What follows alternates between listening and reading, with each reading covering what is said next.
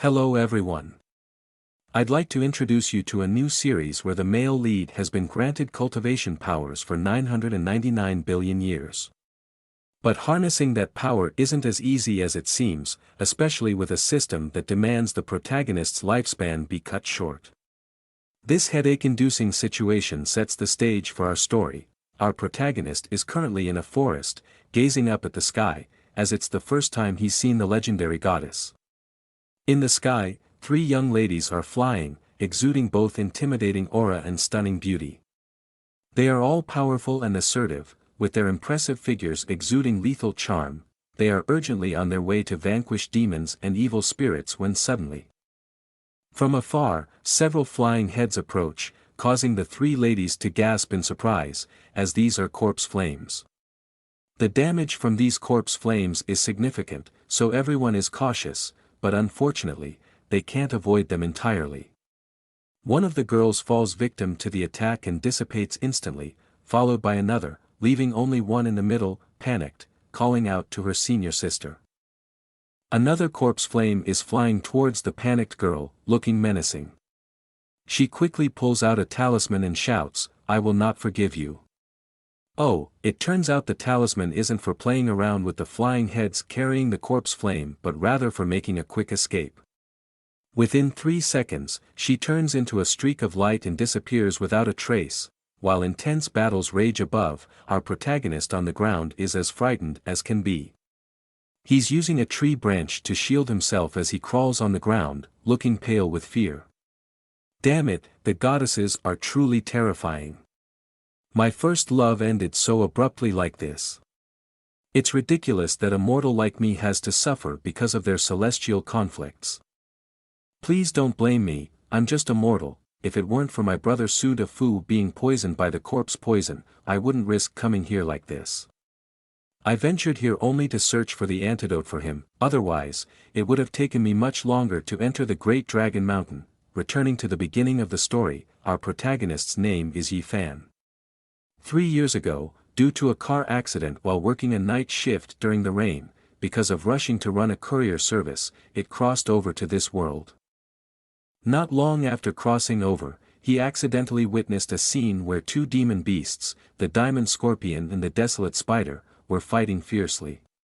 Despite being the one who crossed over, he didn't have the vast background or a beginner's system to help him out, nor did he possess any innate talent for cultivating immortals, which made his situation even more difficult.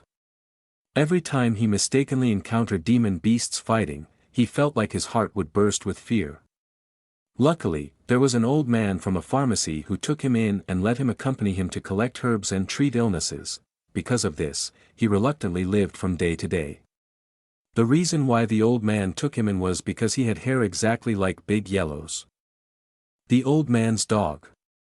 While others who crossed over wielded swords, severed the path of life and death, and became lords of their domains, he had nothing new, which was truly heartbreaking. As he pondered about the meaning of his life, he was continuously attacked by a demonic spider. He kept muttering, "Bro, I was wrong, stop shooting silk at me. Hoo, just picking herbs and encountering dangers like this. Whether good or bad, I'm just a crosser, so give me a break." Forced to run for his life, he was suddenly given a chance to fly far away. He flew out of the mountain wall and prepared to fall down. He couldn't stop cursing and yelling, "Damn, it's another mountain. Why is my luck so bad?" After falling down the mountain, he was lucky enough not to die. He slowly opened his eyes and curiously asked, "Where am I?" Thankfully, I'm still alive. Even while hanging upside down from a tree, he didn't forget to look around. Now he was delighted to discover the Shan de Man Tua Luo herb, which he needed to bring back to cure his senior brother's corpse poison. He plucked the herb and exclaimed, "With these flowers, I can refine an antidote pill." Temporarily suppressing Su's corpse poison would be the best option for now. Suddenly, he heard a chilling voice from behind saying, "Young master, senior brother smells so good." He was startled and turned around to ask, "Who are you?" The enchanting woman looked at him with a lustful expression and said, "You barged into someone's house, but little brother, with your fair complexion, this servant finds you even more attractive. The young man, inexperienced in the ways of the world, blushed at these words and replied, "Miss, you are also a great beauty." But deep down, he couldn't contain his joy, thinking, could it be that even under this abyss, I can encounter a beauty? Is my luck suddenly turning around today? Lost in his thoughts, the young man was interrupted by the woman teasingly asking, "So, will you agree to let me swallow you in one gulp?" Before he could respond, she transformed into her horrifying true form. Shocked and terrified, he screamed, "Demon," in a fit of fear. Acting out of sheer terror, he struck her on the head with his hoe, causing her to wail and curse, "How dare you hit me, Yi Fan?" Sweating profusely, thought to himself, I actually managed to hit this demon creature, but why does it seem so weak? Enraged, the creature glared at him with murderous eyes and sharp teeth, saying, "Mortals, even though I'm a low-ranking demon beast, I'm not someone you can easily contend with." After finishing its threat, the demon lunged at Yi Fan, menacingly taunting, "You wretched brat, obediently step into my belly." Though frightened, Yi Fan didn't hesitate to retort, "I'm not foolish enough to let you devour me, you ugly demon. I'll fight you to the end." Just then, he noticed a long-headed creature descending from the sky, prompting him to exclaim, "What's this now? Is it a natural disaster?" Before he could comprehend, a loud explosion shook the area, engulfing everything in flames. A dark figure in the sky continued speaking, "Chu Wu Shuang, are you still hiding? I will destroy this entire forest." With that, he unleashed another devastating attack. Amidst the sea of fire, Yi Fan cried tears of despair, lamenting, "To die in such frustration for the second time in my life." Initially targeted by the demon beast, now it faced the relentless onslaught of the immortal corpse flame. Its fate seemed as unlucky as the protagonist's. Accepting his grim destiny, Yi Fan closed his eyes, ready to meet his end. Suddenly, a voice echoed, "Danger detected. Initiating system activation to summon assistance from Cultivation Sister level." System activation initiated. In front of Yi Fan now was a massive system interface, the very thing he had been eagerly anticipating for so long. 3 years, 3 long years of waiting, and I finally have it, my golden system. Within the system space, rows of mysterious numbers appeared alongside the figure of a Loli who introduced herself as "Dear Master." She continued, "I am the system administrator. You may call me 99, however." Yi Fan was too engrossed in examining the system space to pay much attention. The information panel displayed, Name, Yi Fan. Age, 16. Lifespan, 16 out of 66 years. Realm, blood nurturing initial stage. Cultivation, 999 billion years. Host can unlock at any time if necessary. But, before the sentence could finish, Yi Fan's eyes widened in disbelief. What in the world is cultivation for 999 billion years? It was this thought that led him to indulge in a fantasy where he transformed into Superman, soaring through the cosmos, dominating all realms, reigning supreme over the world, and reaching the pinnacle of power in the realm of his choosing. Yi Fan laughed like a madman and exclaimed, "With unrivaled cultivation for 999 billion years, can't I just blow up this cultivating immortals world?" The system promptly responded, "Perhaps you can, host." However, Yi Fan didn't hear the system's words as he was preoccupied with his own thoughts. The system continued, "When using cultivation to surpass bodily limits, there may be some side effects, but it seems the host is not interested in my advice. Well then, may the host find happiness on his own." Looking forward to the host utilizing the system, as soon as the system finished speaking, it disappeared. Suddenly, a sound from above caught Yi Fan's attention, and he looked up to see what was happening. A forceful dive from above struck him in the abdomen with tremendous strength, causing him to cough up blood uncontrollably. Yi Fan couldn't comprehend what was happening and asked in pain, "What's going on, heavens?" Before him now lay the injured girl he had seen earlier, and he realized she was the fairy sister from before. Wow, that was fast. Did the system just grant benefits, he helped the girl up and asked, "Are you alright, fairy sister? You've crushed me." The girl looked at him and realized he was just a mortal. Then she said, "Listen to me, if you don't want to die, agree to something with me." Before she could finish, Yi Fan, lost in his delusion of power, thought, "Do fairies always act so directly? I'm still just a child, not yet mature." She continued, "This is the last teleportation talisman. I'll send you out later. Go to Tianwu City and tell Tianwu City Lord."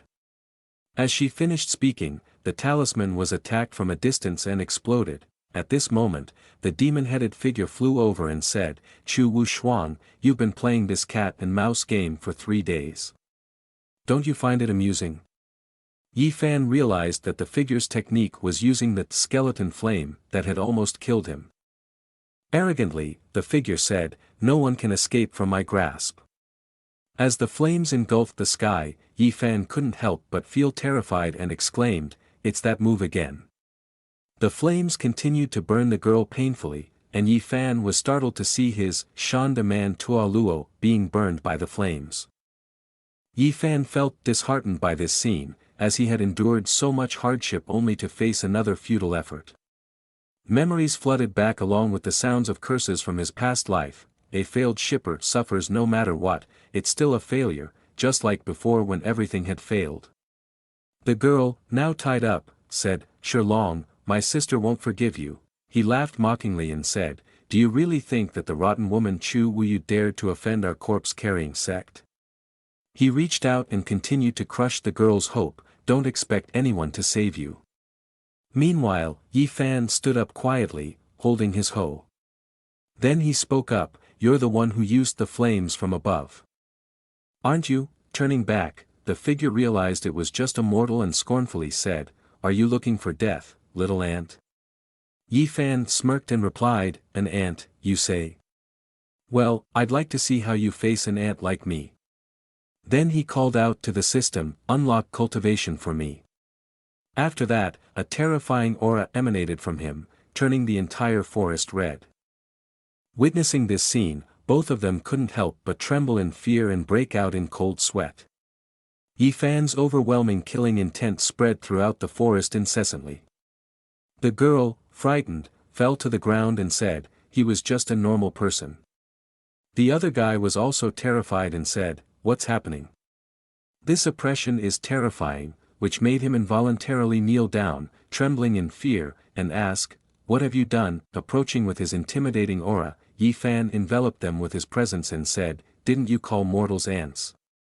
Do you think cultivators are superior to others? Do you think cultivators can do whatever they want?" He continued, sweat dripping down his face. But still trying to assert his dominance, "Don't come any closer.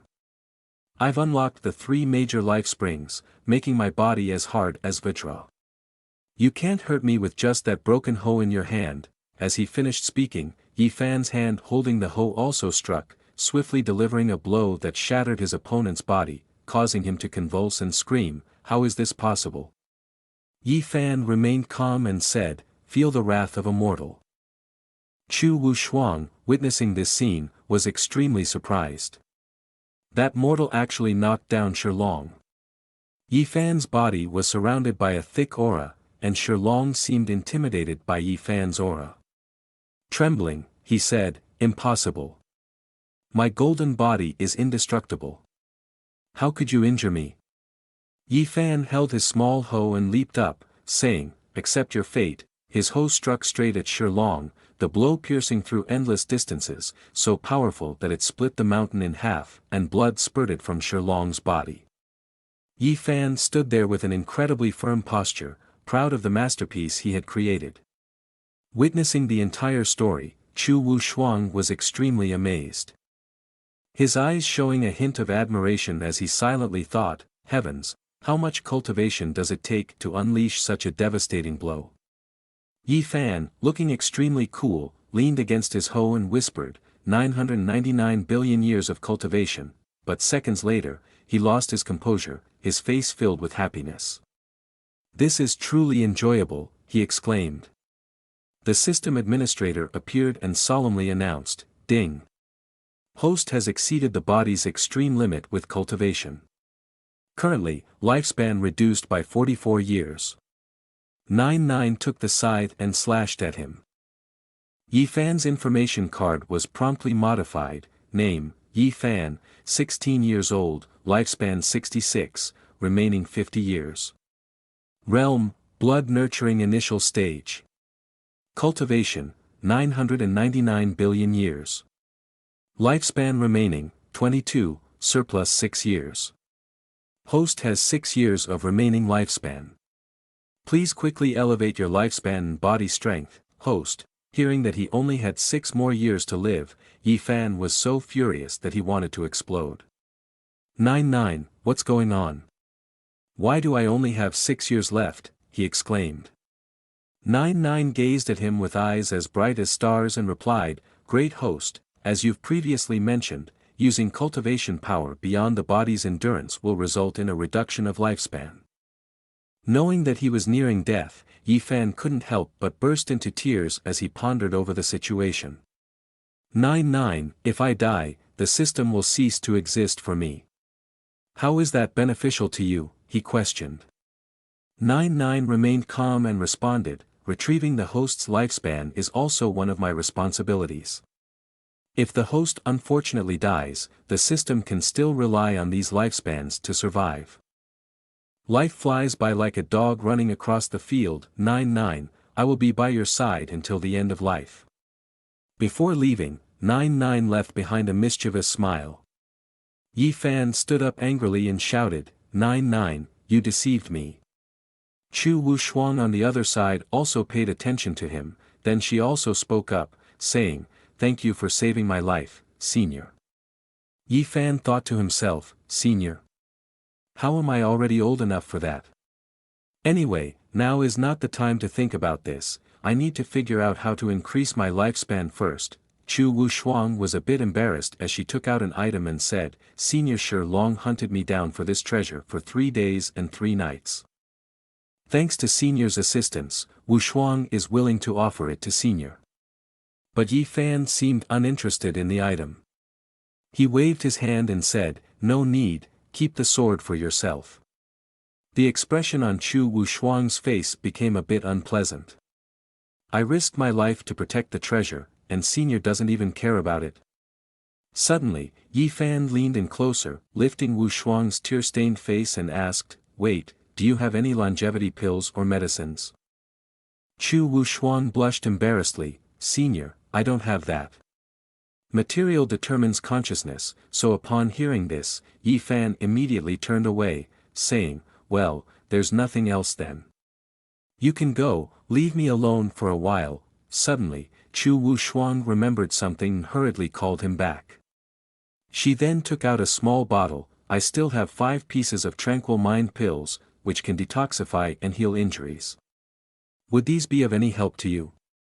Yi Fan suddenly became radiant. "This is effective." The scene shifts to the Great Dragon Mountain, a deep place within the mountain pass, where a thick red aura envelopes, giving it a terrifyingly dark atmosphere. Upon hearing the sound of something hovering above, the demons become startled, recognizing the sound of the compassionate bell. So, the compassionate immortal emperor's place has appeared. "It seems to be in the direction of Great Dragon Mountain," a bald-headed man remarked. The figure in the black robe pointed at the watch and said, "The immortal emperor's inheritance absolutely cannot fall into the hands of other sections. Our disciples quickly advanced towards the emperor's place." At that moment, a dazzling light appeared, revealing Shi Ming of the corpse-carrying sect. "When did this old man ever give you the opportunity to speak?" the old man retorted. "Has Bai Kuei arrived at Great Dragon Mountain?" the figure in the black robe replied, "Indeed, Elder Shi. Ahead lies Great Dragon Mountain." Shi Ming looked furious. Shi Long's fate has been shattered, and his spirit has spread throughout Great Dragon Mountain. Whoever harmed Shi Long, I will dismember their bones. Let's go to Great Dragon Mountain. On a peaceful morning in Tianwu City, after a grueling journey, thanks to Chu Wushuang, Yi Fan obtained the pill and returned to the medical clinic, only to find it empty. Suddenly, a mysterious hand appeared on the eaves, and the figure on the rooftop looked terrifying and ominous. He growled out each word, "Little Yi, I'm here." Witnessing this scene, Yi Fan was startled. De Fu had been infected with corpse poison, and after waiting for the pill for some time, he seemed to have turned into a zombie. He said, "Quickly come help me, I'm hungry." At this moment, De Fu had undergone a noticeable transformation, with pale skin, glowing red eyes, and sharp fangs. Suddenly, a figure appeared in front of Yi Fan, saying, "Quickly move aside." Without saying much, the elder directly kicked De Fu in the face. The kick was so strong that it slammed his head into the ground. Yi Fan, still in surprise, said, "Elder Su, why are you here?" Elder Su solemnly shouted, "De Fu is about to turn into a zombie, make sure not to get bitten." Despite being like this, he still has two mouths. As soon as one opens, the other appears. That terrifying beak is about to bite Yi Fan. Oh no! But Yi Fan quickly reacted, seizing the opportunity. He swiftly took out the pill bottle and threw it directly into De Fu's wide-open mouth. Shouting, "De Fu, wake up quickly, take the medicine." After Yi Fan's call, there was an explosion. Smoke billowed up, and as it cleared, a healthy-looking De Fu emerged. At this moment, the young man still had no memory of what he had just done. He scratched his head and asked, "Where is this? I remember being bitten by a zombie clearly." Yi Fan immediately spoke up, "You've been bitten already, but luckily I found the jade toad pill just in time, so you're completely free from zombification." Hearing this, De Fu was extremely moved, tears streaming down his face as he asked, "You let me use the jade toad pill?" Then he ran towards Yi Fan, arms wide open, saying, "You've made a fortune, brother." Yi Fan, horrified, shouted, "What are you trying to do?" Before allowing himself to be hugged by De Fu, he swiftly kicked him away with a swift strike, saying, "Don't come near me naked, get lost." De Fu was unable to resist the kick. At this moment, Yi Fan saw a reminder from the system, displaying De Fu's information. His name was Su De Fu. 17 years old, in the realm, at the late stage of perfection. As De Fu sat on the ground, rubbing his sore face, he exclaimed, "Little Yi, you hit really hard." Suddenly, the System 99 appeared behind Yi Fan and said, "This is an additional function of the system. As long as someone cultivates close to the host, the system will automatically scan and display the opponent's information." Then 99's face suddenly turned dark and terrifying. "Of course, host, you can also choose to disable this function," Yi Fan replied, "Why should I disable it? This is divine technique, perfect for me to examine Su Uncle's cultivation." And so he did, and the system displayed the information, Su Ba Tian, 42 years old, in the mid-stage nascent soul realm. With the system, Yi Fan realized the true faces of his acquaintances. They've hidden their true strength deep. I always thought both the elder and the younger were mortals like me, but from today, I am the Supreme King. Not long after, there was a commotion outside Yi Fan's medicine shop. "Young Master Yi, your daughter-in-law has arrived." Several strong young men carried a sedan chair. Drawing attention wherever they went, seated in the sedan chair was a plump woman, Madame Rong, known as a matchmaker but in reality, a human trafficker. Hearing the announcement, Yi Fan peeked out. Despite his handsome face, there was a visible expression of unease. Where did this wife come from? De Fu suspiciously asked, "Isn't the person sitting in the sedan chair? It's giving me the creeps." "Your taste, little Yi, is quite heavy." Madame Rong chuckled, "Haha, your family's elder already entrusted me with your care before heading out. Conveniently, today we have a new batch of goods. Take your time to inspect them. I'll let you choose first." It turned out to be not what De Fu had suspected. Madame Rong had brought a selection of female slaves for Yi Fan, ranging from older to younger. Yi Fan's face flushed with shock as he adamantly refused to make a selection. "Madame Rong, I don't need these young ladies. I have no plans to marry and have children at the moment.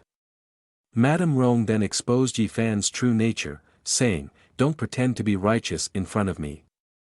I heard your family's elder mention that you have some treasures hidden under your pillow.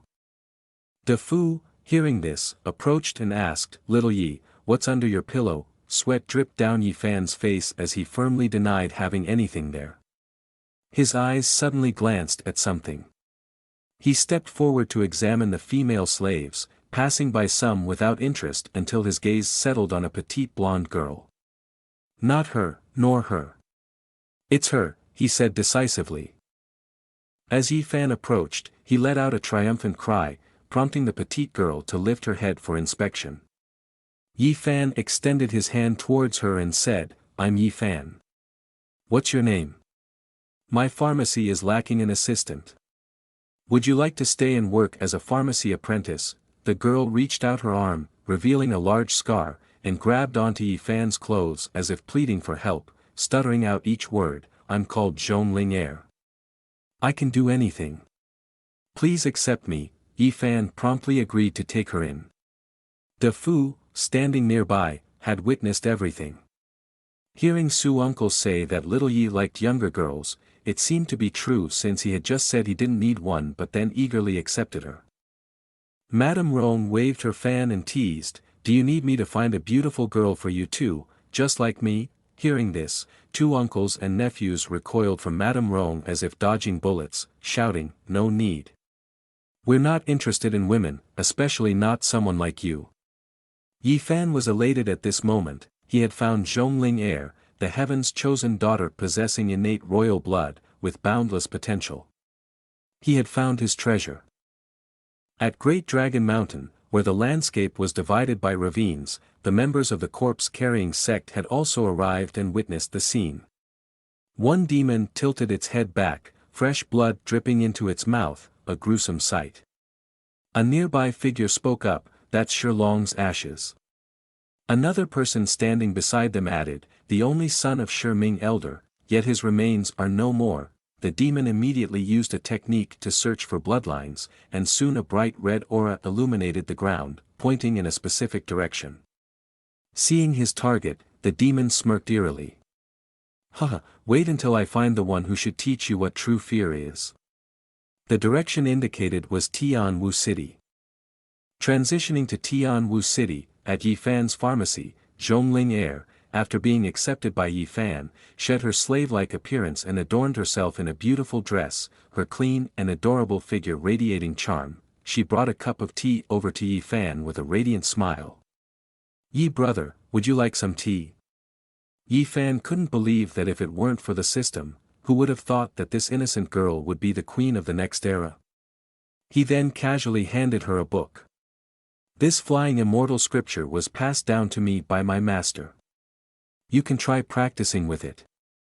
The young girl looked puzzled as she glanced through the book. Can I really try reading it? Yi Fan took the opportunity to boast to her, I've been practicing with this book for 3 years, so I have some insights. If you have any doubts. But before he could finish his sentence, a series of attributes began to increase rapidly from blood cultivation initial stage to blood cultivation mid-stage, then blood cultivation late stage. However, the girl said, Yi brother, I'm afraid I won't be able to learn. Yi Fan was stunned in horror. Heavens, it's already advancing in levels in the blink of an eye. Is this the difference between a genius and an ordinary person? Feeling despondent, Yi Fan retreated to a corner, and Zhongling Air asked, Yi brother, what's wrong? Yi Fan grimly replied, give me a moment, I need to calm down. Outside Tianwu City, the people were startled as the sky suddenly darkened. The guards pointed to the sky, saying, what's that? A black, monstrous figure loomed in the sky. Then, an explosion occurred, and the bodies of the soldiers within the city were incinerated, even their bones disappearing. Corpse flame, the indestructible corpse flame. The hidden monster roared menacingly. The soldiers couldn't help but panic. It's the corpse-carrying sex Earth-grade corpse beast. My goodness, why are there so many? A large fire erupted beneath the city walls, and the leader of the corpse-carrying sect shouted, "The one who killed my son, I know you're hiding within the city. Today, I will destroy the entire Tianwu city in place of my son's burial." Yi Fan was lounging leisurely. Corpse-carrying sect, their spirits are unyielding. It seems have to lose a bit of lifespan again. Yi Fan, with a cultivation of 999 billion years, had only 6 years of lifespan remaining. Witnessing this eerie scene, the people were horrified. What is that? Corpse spirit, it's a corpse spirit. The corpse spirits chased after the terrified civilians, clinging on to them. They cried out in fear, "Help, let me go, I can't move." The sect leader was utterly mad, laughing loudly. "Haha, the entire Tianwu city will become my son's burial objects." At the same time, at Yi Fan's drugstore, he was instructing Zhongling Air in cultivation.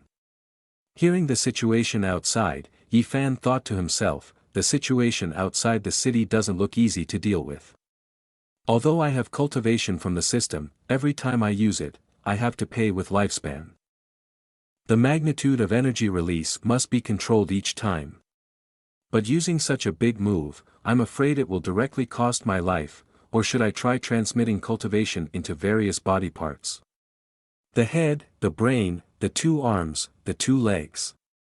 Yi Fan looked at his palm, appearing surprised. It seems there's no change, however. He was suddenly surprised to sense the enormous energy source outside the city walls. Wow, what's this? It seems to be outside Tianwu city. Could it be that just now, I tore through space with a light grip? So he tried transmitting cultivation into his eyes. With that, he could see scenes thousands of miles away. Moreover, the more cultivation he transmitted, the farther he could see. Even in the outer space, everything was clear as day. Then he turned with a mischievous smirk. Wait, it seems this divine eye also has the ability of insight. After that, he saw a truly naked Zhongling Air lying on the bed. Unable to contain his excitement, he started to bleed from his nose uncontrollably. This was indeed the benefit of the divine weapon. But Zhongling Air, not understanding anything, approached to ask, "Fan brother, why are you suddenly bleeding?" Yi Fan stepped behind Zhongling Air, instructing her, "It's okay, Ling Air, first of all, don't move." Zhongling Air, a bit worried, asked, "Fan brother, what's wrong? Is there a problem with my cultivation?" Then she felt something, her face becoming unusually comfortable. "It seems like there's some warm power flowing into my body," Yi Fan thought to himself, "it's working." Along the meridians, slowly infuse a bit of cultivation into Ling Air's body, which can quickly enhance her strength. But then Zhongling Air kept making strange sounds, causing Yi Fan to blush and plead, "Ling Air, keep it down, don't make any more noise, or it'll alert uncle and auntie next door." Meanwhile, outside Tianwu city, humans were undergoing torture. Apart from the demons of the sect leader, the fierce demons appeared in front of the people with their terrifying appearances. The captain of the Tianwu city's close guard team, Peng Fei, personally took the field to defend the city. "Turn these monsters into ashes," he commanded, summoning phoenix flames from his technique. The phoenix flames confronted the ferocious demon directly. Some soldiers joyfully exclaimed, "Leader, that's great. You've defeated that ghost infant." Seeing the urgent situation, Peng Fei immediately spoke out against the enemy, "I am Peng Fei, the leader of the city guard. Doesn't anyone from the corpse-carrying sect know when to stop harassing Tianwu city?" Shi Ming stood tall and replied in a commanding voice, "A little junior just stepping into the Yuan infant stage dares to tell Shi Ming to stop. How amusing." Maintaining a respectful attitude, Peng Fei said, "So it's Elder Shi. I wonder where our country has offended your esteemed sect. Since the city lord is not in Tianwu city, any matters should wait for the city lord's return." But Shi Ming arrogantly shouted, "You're afraid you won't have the chance to meet Lady Chu Wu Yu again." Peng Fei was still trying to figure out what he meant. Immediately, Shi Ming appeared behind Peng Fei, delivering a direct blow through his heart. Realizing the situation, Peng Fei couldn't turn back anymore. He struggled to curse at Shi Ming, "You shameless. The city lord won't spare you." Shi Ming confidently chuckled, "Haha, make all the noise you want, you're going to die next. Then it's time to level Tianwu City." Meanwhile, at the medicine shop, Yi Fan also grasped the situation, saying, "It seems like corpse-carrying sex Shi Ming is truly seeking revenge on me." Zhongling Air asked anxiously, "Fan brother, what's going on?" Yi Fan exerted all his strength to transfer power to Zhongling Air, then he instructed, "Ling Air, now is the crucial moment. Focus on your spiritual purification technique." Zhongling Air obeyed and concentrated on the task at hand. Then, Yi Fan raised his hand and said, "Of course, he can't just act recklessly like this over there. Let's see if you can withstand several layers of my power." Shi Ming was still fierce, but he suddenly sensed something. In a moment of hesitation, he said, "The aura of a powerful practitioner killed my son." At that moment, a giant hand appeared in the sky and gradually overwhelmed him. The old man said in horror, "What kind of trick is this? That can tear apart the void? Is it a powerful practitioner in the void realm?" Transitioning from aggression to a pleading tone, Shi Ming begged, "Lower your hands, I am an elder of the corpse-carrying sect. If you are practitioners in the void realm, offending the corpse-carrying sect would be unwise. Let's resolve this peacefully." However, Yi Fan sneered disdainfully, "Haha, resolve it? Are you kidding me?" Then, the large hand in front of Shi Ming extended a friendly index finger, "Keep quiet, corpse-carrying sect is insignificant in front of me." Yi Fan used 2 fingers to casually remove the man's hat. Unable to bear this humiliation, Shi Ming bit off his own tongue, spitting out a mouthful of blood while yelling, "I challenge you." He then unleashed the undead devour technique. Yi Fan remained calm and composed, "It's nothing, your little tricks are disappointing. You're still just dust in the wind." Using his 2 fingers gently, he grasped Shi Ming, who vanished into thin air. Yi Fan then remarked, "The divinity stage in my hands means nothing." At that moment, 99 suddenly appeared, wielding a scythe full of power. "The host has exceeded the limit of power, reducing lifespan by 5 years, 99 announced with a villainous expression on her face. The system added, "Host, you now only have 1 year left." And that's where the story ends. If you enjoyed it, please remember to subscribe and hit the notification bell for more updates. Hello everyone, it's Lucy again. I specialize in reviewing great stories, especially hilarious ones. If you find them enjoyable, don't forget to like and subscribe to support me and keep me motivated. Now, let's get into the content. After using his power to knock out Shi Ming, our protagonist had 5 years deducted from his lifespan by the system. This made him extremely angry, questioning, why was it reduced by 5 years? Why so much? I've already limited my power usage.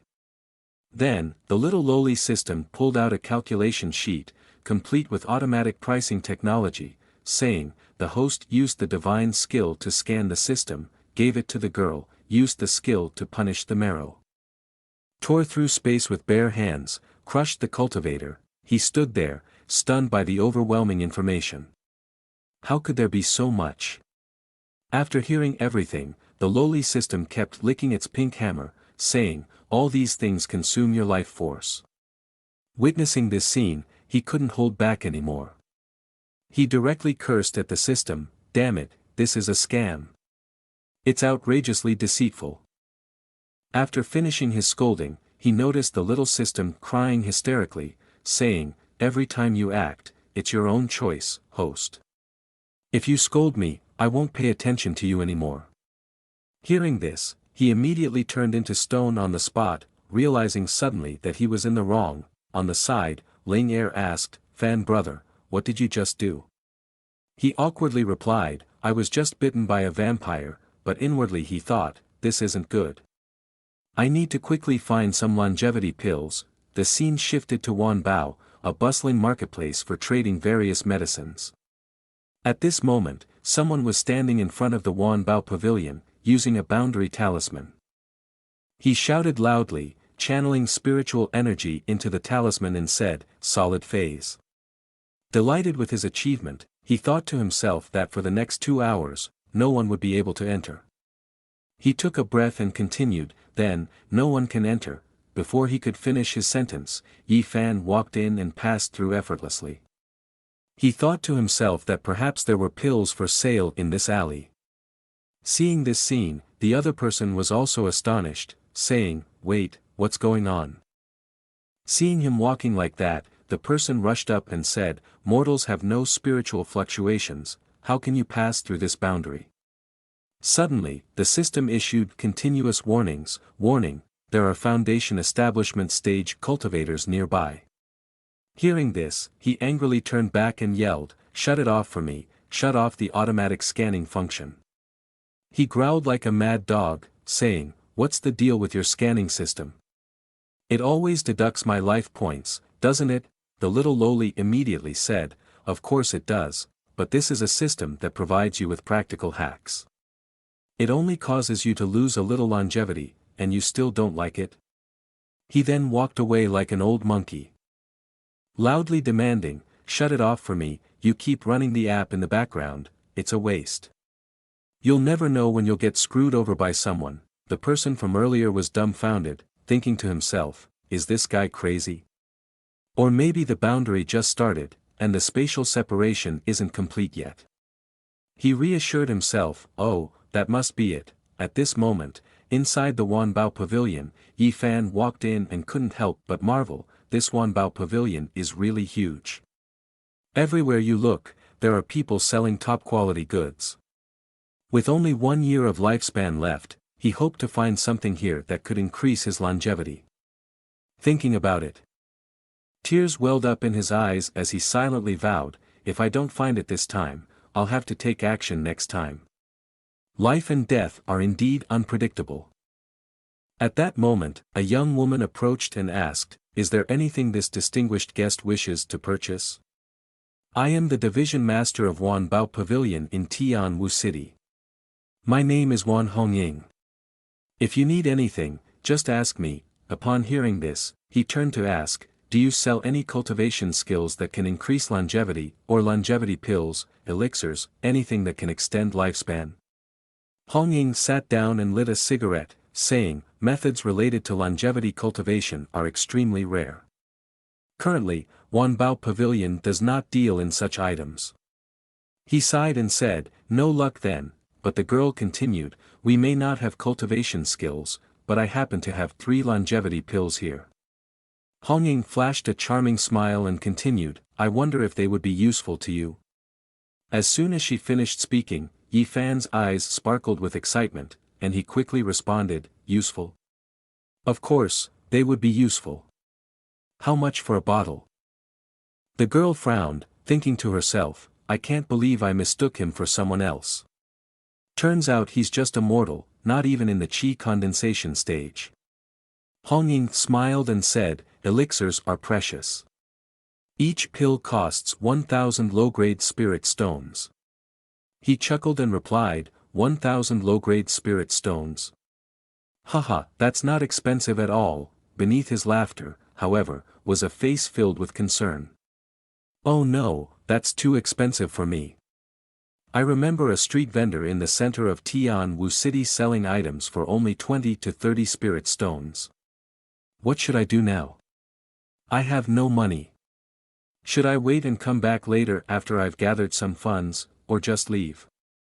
While pondering this, he looked up and proposed, "Wanbao Pavilion, what do you think about making a deal?" Hongying, however, took his proposal lightly. "What deal could a small mortal like you possibly make with me? You're just all talk." Undeterred, he continued, "You give me 3 longevity pills, and in return, I'll protect Wanbao Pavilion for you once." Hearing this audacious proposition, the girl burst into laughter. "Haha, protect Wanbao Pavilion? You're quite amusing, but I don't need it. No one dares to mess with my Wanbao Pavilion." As soon as she finished speaking, a streak of purple light flew in, accompanied by continuous shouting, "Haha, Black White Camp is here to clean up the mess." You fat pigs from Wanbao Pavilion, better hand over your spirit stones, pills, weapons, and treasures. The guy from earlier and another figure in a black cloak appeared simultaneously, with their guards drawing their swords and questioning, "Who are you? How dare you come to Wanbao Pavilion to cause trouble?" On this side, each of them was tall, burly, and reeking of sweat, their strength akin to that of a bull. They grabbed the guards and tore through them like paper, but the girl remained calm and said, "Foundation establishment stage. And you dare come to rob my Wanbao Pavilion?" The guy smirked and retorted, "Haha, stop pretending, Wan Hongying. We already knew that the two elder guardians of Wanbao Pavilion went to the Great Dragon Mountain in search of the immortal emperor's opportunity. Now it's just you here. The three of us can easily handle you." Upon hearing this, she replied, "It seems you've planned this in advance," with a haughty laugh and a murderous gaze.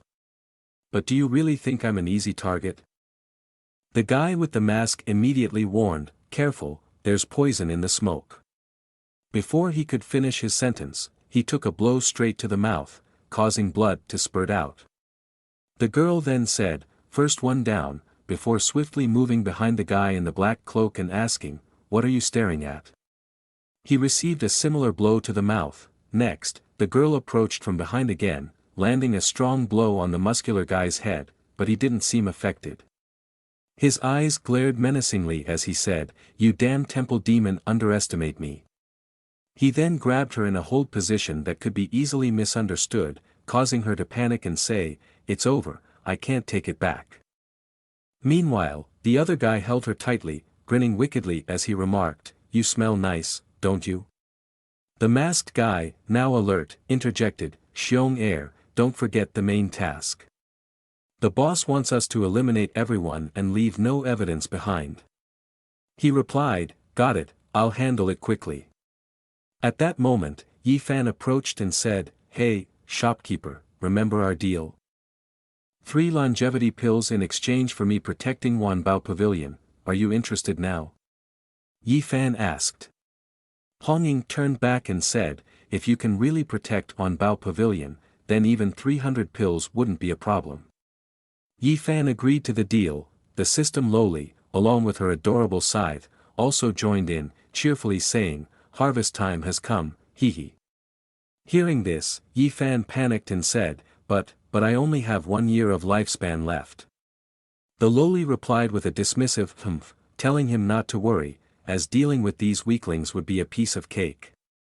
Hearing this, Yi Fan silently thought, "Is she encouraging me to use my cultivation? Frequent use might lead to dire consequences. I might end up directly sending myself to the afterlife," he thought. Then he said, "Whether it's with my pinky finger or a strand of hair, I'll crush them all." The muscular guy smirked and taunted, "Your lover is a fool, huh? Ha ha." He then instructed, "Du Yen Gui, go kill that kid." The other guy eagerly responded, "No problem, watch me turn him into a beehive with my whip. The kid doesn't know his place, suffering and becoming a corpse, ha ha." Then, each whip gently passed through Yi Fan's body. Zhong Er, still yelling like a madman, said to Hongying, "You see, your last resort has also failed. That brat has turned into dust." Hongying, sweating profusely, thought to herself, "What last resort? This brat is just trying to show off, even if he dies, it's not a big loss." Suddenly, the ropes that bound Yi Fan like a mummy showed signs of movement. After a second, he broke the cocoon and stepped out. Yi Fan looked over and said, "I've figured it out. Dealing with you directly, I'll just use this tobacco pouch from Wanbao Pavilion." The other guy panicked and said, "How is that possible? How could this kid escape?" So he attempted to restrain Yi Fan again. Yi Fan shouted loudly, "Are you annoyed by your own stabbing, huh?" After the loud shout, he threw the tobacco pouch into the ground. With the speed of light, Du Yen Gui was impaled, causing an instant and gruesome death, and also destroying the wall of Wanbao Pavilion. Yi Fan, astonished, said, "Damn it, I used too much force, what should I do now?"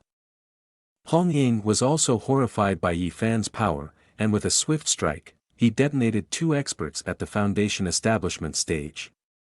Is this his true strength? She wondered.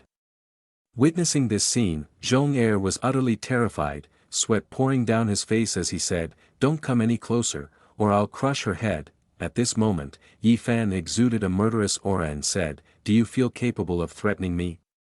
He clenched his fist and said, "It's laughable." Immediately after, the other guy's arm was severed by a powerful surge of spiritual energy, leaving him grimacing in pain. Yi Fan then said, "You just humiliated me. I'll make you taste the agony of living worse than death." The tobacco pouch from outside was sucked in by Yi Fan and thrust into the guy's mouth. He stood up in horror, saying, "No, how did this thing enter my stomach?" Then, a green light emanated from his abdomen. Yi Fan said, "The tobacco pouch belongs to me. It's an item of Wanbao Pavilion and can't remain on your person." He smiled triumphantly and concluded, "Job done." The system now also announces, host has eliminated 3 Foundation establishment stage cultivators, deducting 2 months of life points. Seeing this result, he immediately felt satisfied and chuckled like a victorious rooster, "Haha, that's fine, that's fine." Not consuming too much lifespan to deal with them, while he was happy, the Loli system was feeling miserable, and the reason was that she only obtained a little life point. Her target for this month couldn't be achieved, so she was a bit annoyed. Then Yi Fan approached and pinched the cheeks of the Loli system, saying, "I know how to control my own cultivation now, 9-9, don't dream of deceiving me again." The system girl continued to cry and said, "You've made my face swell by pinching it. Let's just wait and see." Suddenly, Hongying approached and said, "Junior 1 Hongying thanks the senior for the assistance. Please accept these 12 longevity pills." Yi Fan held the pill box in his hand and thought, 12 pills can only extend lifespan by 3 years. I still need to think of another way. Thinking so, he turned back to Hongying and asked, "Do you have any body-enhancing skills available?" Upon hearing this question, she quickly replied, "Senior, ordinary cultivators usually cultivate Dao techniques, immortal arts to advance their cultivation realms. They aren't particularly interested in purely body-enhancing skills. Many body-enhancing skills have long been lost, so Wanbao Pavilion doesn't keep such skills. However, if Senior needs them, Wanbao Pavilion will spare no effort to search for them." Hearing this, Yi Fan felt disappointed on the side, thinking, still no luck with finding a suitable skill. Meanwhile, Hongying was sweating nervously because she realized the unfathomable strength of this senior. She had to cling tightly to his sturdy thigh. Suddenly, a streak of purple light attacked, hitting Hongying and sending her flying. Yi Fan turned around in shock and saw a purple stream of energy. "This little brat has some guts, huh? Daring to kill my junior from Black-White Camp, I want you to pay blood with blood," said the figure emitting the purple energy. He was Xiongde, a disciple of the early-stage divinity of Black-White Camp. The girl was in pain and couldn't believe that Xiongde would be so treacherous. He had hidden a clone within the body of Zhong-er. Panicked, he ran frantically, saying, "Are you still playing like this?" Yi Fan's face turned pale, and he said, 9-9, how much lifespan does it take to deal with this guy?" The Loli system appeared and said, 2 months, 3 months, maybe half a year, you guess. If you don't act, he will come over here. Xiongde immediately unleashed his ultimate technique, the Great Tao Divine Resolve. Yi Fan was pondering, what should I do? Should I continue to use lifespan? What if it's not enough? The system panel next to him showed his lifespan depleting rapidly. Xiongde charged at him, shouting, "You go die." He approached to grab Yi Fan and deliver more blows. Faced with life and death, Yi Fan decided to take the risk. "I'll use my life to confront you head-on, it's because of scum like you that force me." He then swallowed several longevity pills to increase his lifespan. "Now it's your turn to meet your end." Xiongde smirked and said, "Even an ant wants to resist. Watch me crush you." After swallowing the pill, Yi Fan's eyes gleamed with golden light as he declared, "I'll show you the power accumulated over billions of years." He pointed towards Xiongde, gathering spiritual energy for his ultimate attack. A precise and unstoppable blast followed, causing a deafening explosion that shook the heavens and the earth, reducing Xiongde to smoke and dust. After the battle, Yi Fan remarked, "Using too much force, still not good at controlling it." Then, the system panel displayed his current status: host Yi Fan's remaining lifespan, 2 years, 3 months, 20 days. Cultivation level, blood nourishment period. If you find this story interesting, don't forget to like and subscribe to support me for more videos. Hello everyone, it's Lucy here. Today, I'll continue with the latest episode of our story. If you enjoy it, please don't hesitate to show your support by liking and subscribing to my channel. Inside Wanbao Pavilion, after the battle, the place was nothing but ruins. Wan Hongying approached and called out, "Young master." Hearing her, he turned back to see what she needed. As he suspected, she had a request. Bowing respectfully, she said, "Please, young master, help Hongying wash the essence and marrow." He replied, "Why should I help you?" "We're not acquainted." With a sad expression, Hongying explained, "Young master, you may not know that I am the chosen one of Wanbao Pavilion. But I was poisoned by someone, which caused my cultivation to decline. I've become an outcast of Wanbao Pavilion. If you're willing to help me, I'll help you obtain the life-extending artifact, the pinnacle treasure of Wanbao Pavilion." Hearing her revelations about her background and struggles, Fan brother fell silent, deep in thought. Then he turned away, leaving her startled, asking, "Young master, don't you want the pill anymore?" He turned back, teasing her with a smirk, "What? Do you want to wash the essence and marrow in a ruined living room like this pigsty?" She chuckled, intending to say, "Anywhere will do," but immediately realized it sounded suspicious, so she corrected herself, "No, it's not okay." After saying this, Hongying led Yi Fan towards a room at the back of the house. After a while, they arrived at the room. Hongying asked, "Young master, isn't this room spacious enough?" Then she inquired, "What do we need to do now? Should I prepare some medicinal herbs or magic formations for support?" He chuckled and said, "I'll wash the essence and marrow for you without the need for such troubles. You don't need to worry about those things." After saying that, Yi Fan pointed towards the bed and said, "You just need to lie down over there." Seeing this, Hongying almost spat out all her rice water, exclaiming, "What do you mean lie down?" Then her face flushed red, and she couldn't stop sweating. Hongying hesitantly said, This, I feel it's not quite appropriate, we've just met." Hearing her incomprehensible words, Yi Fan retorted, "Whether you do it or not is up to you, but don't talk nonsense." Reluctantly, Hongying said, "Okay, I'll do it." Switching scenes, now in a gloomy and terrifying place, where houses were devoid of sunlight and black crows flew like ants. This place was the base of the Black-White camp. Lord Xiongde was now injured and bleeding, grunting in anger, "Who is he to be able to destroy my soul fragment? Could it be Yuaning? He might even be stronger than Yuaning. If he's a true cultivator, crushing me would be as easy as crushing an ant, would it?" As he pondered, he broke out in a cold sweat, worrying, "What should I do in this situation?"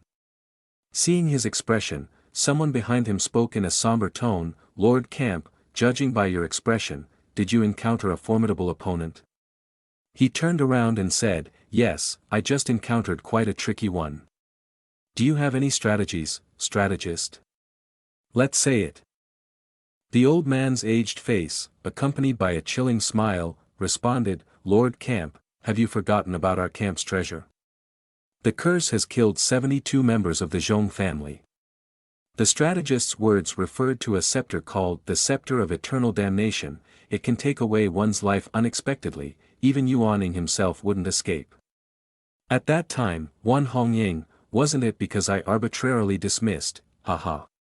With this suggestion, the Lord Camp immediately stood up and ordered, "Everyone, prepare for the sacrifice." Outside, his subordinates surrounded and captured people, gathering enough to bring back for the sacrifice. In another scene, Wan Hongying is lying on the bed revealing her watermelon. She was a bit hesitant and said, "Lord, this is too fast." Yi Fan replied, "It's okay, there will be a bit of pain later, just endure a bit and it will pass, so don't worry." After saying that, he activated his system to play around with hacking. As soon as the spiritual energy was transmitted, the girl suddenly arched her body and screamed like crazy. The overwhelming sensation of pleasure and numbness caused her to convulse uncontrollably because at that moment, there was an intense surge of power flowing through her veins throughout her body. After a while, the process of washing the essence and marrow was completed. Yi Fan wiped the sweat from his forehead and took a deep breath. "How do you feel now, Hongying? Are you comfortable?" Hongying blushed and, feeling embarrassed, replied, "I'm okay." But deep down, she was screaming, "Oh my God, how could I make such sounds in front of my senior? I'm so embarrassed, I wish I could crawl into a hole and hide. But my senior is too straightforward, how could he ask me directly like that?"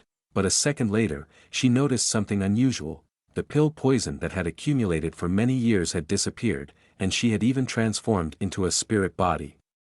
Hongying was astonished and wondered, even the highest grade pills couldn't achieve this. How did the man in front of me just wave his hand and make it happen?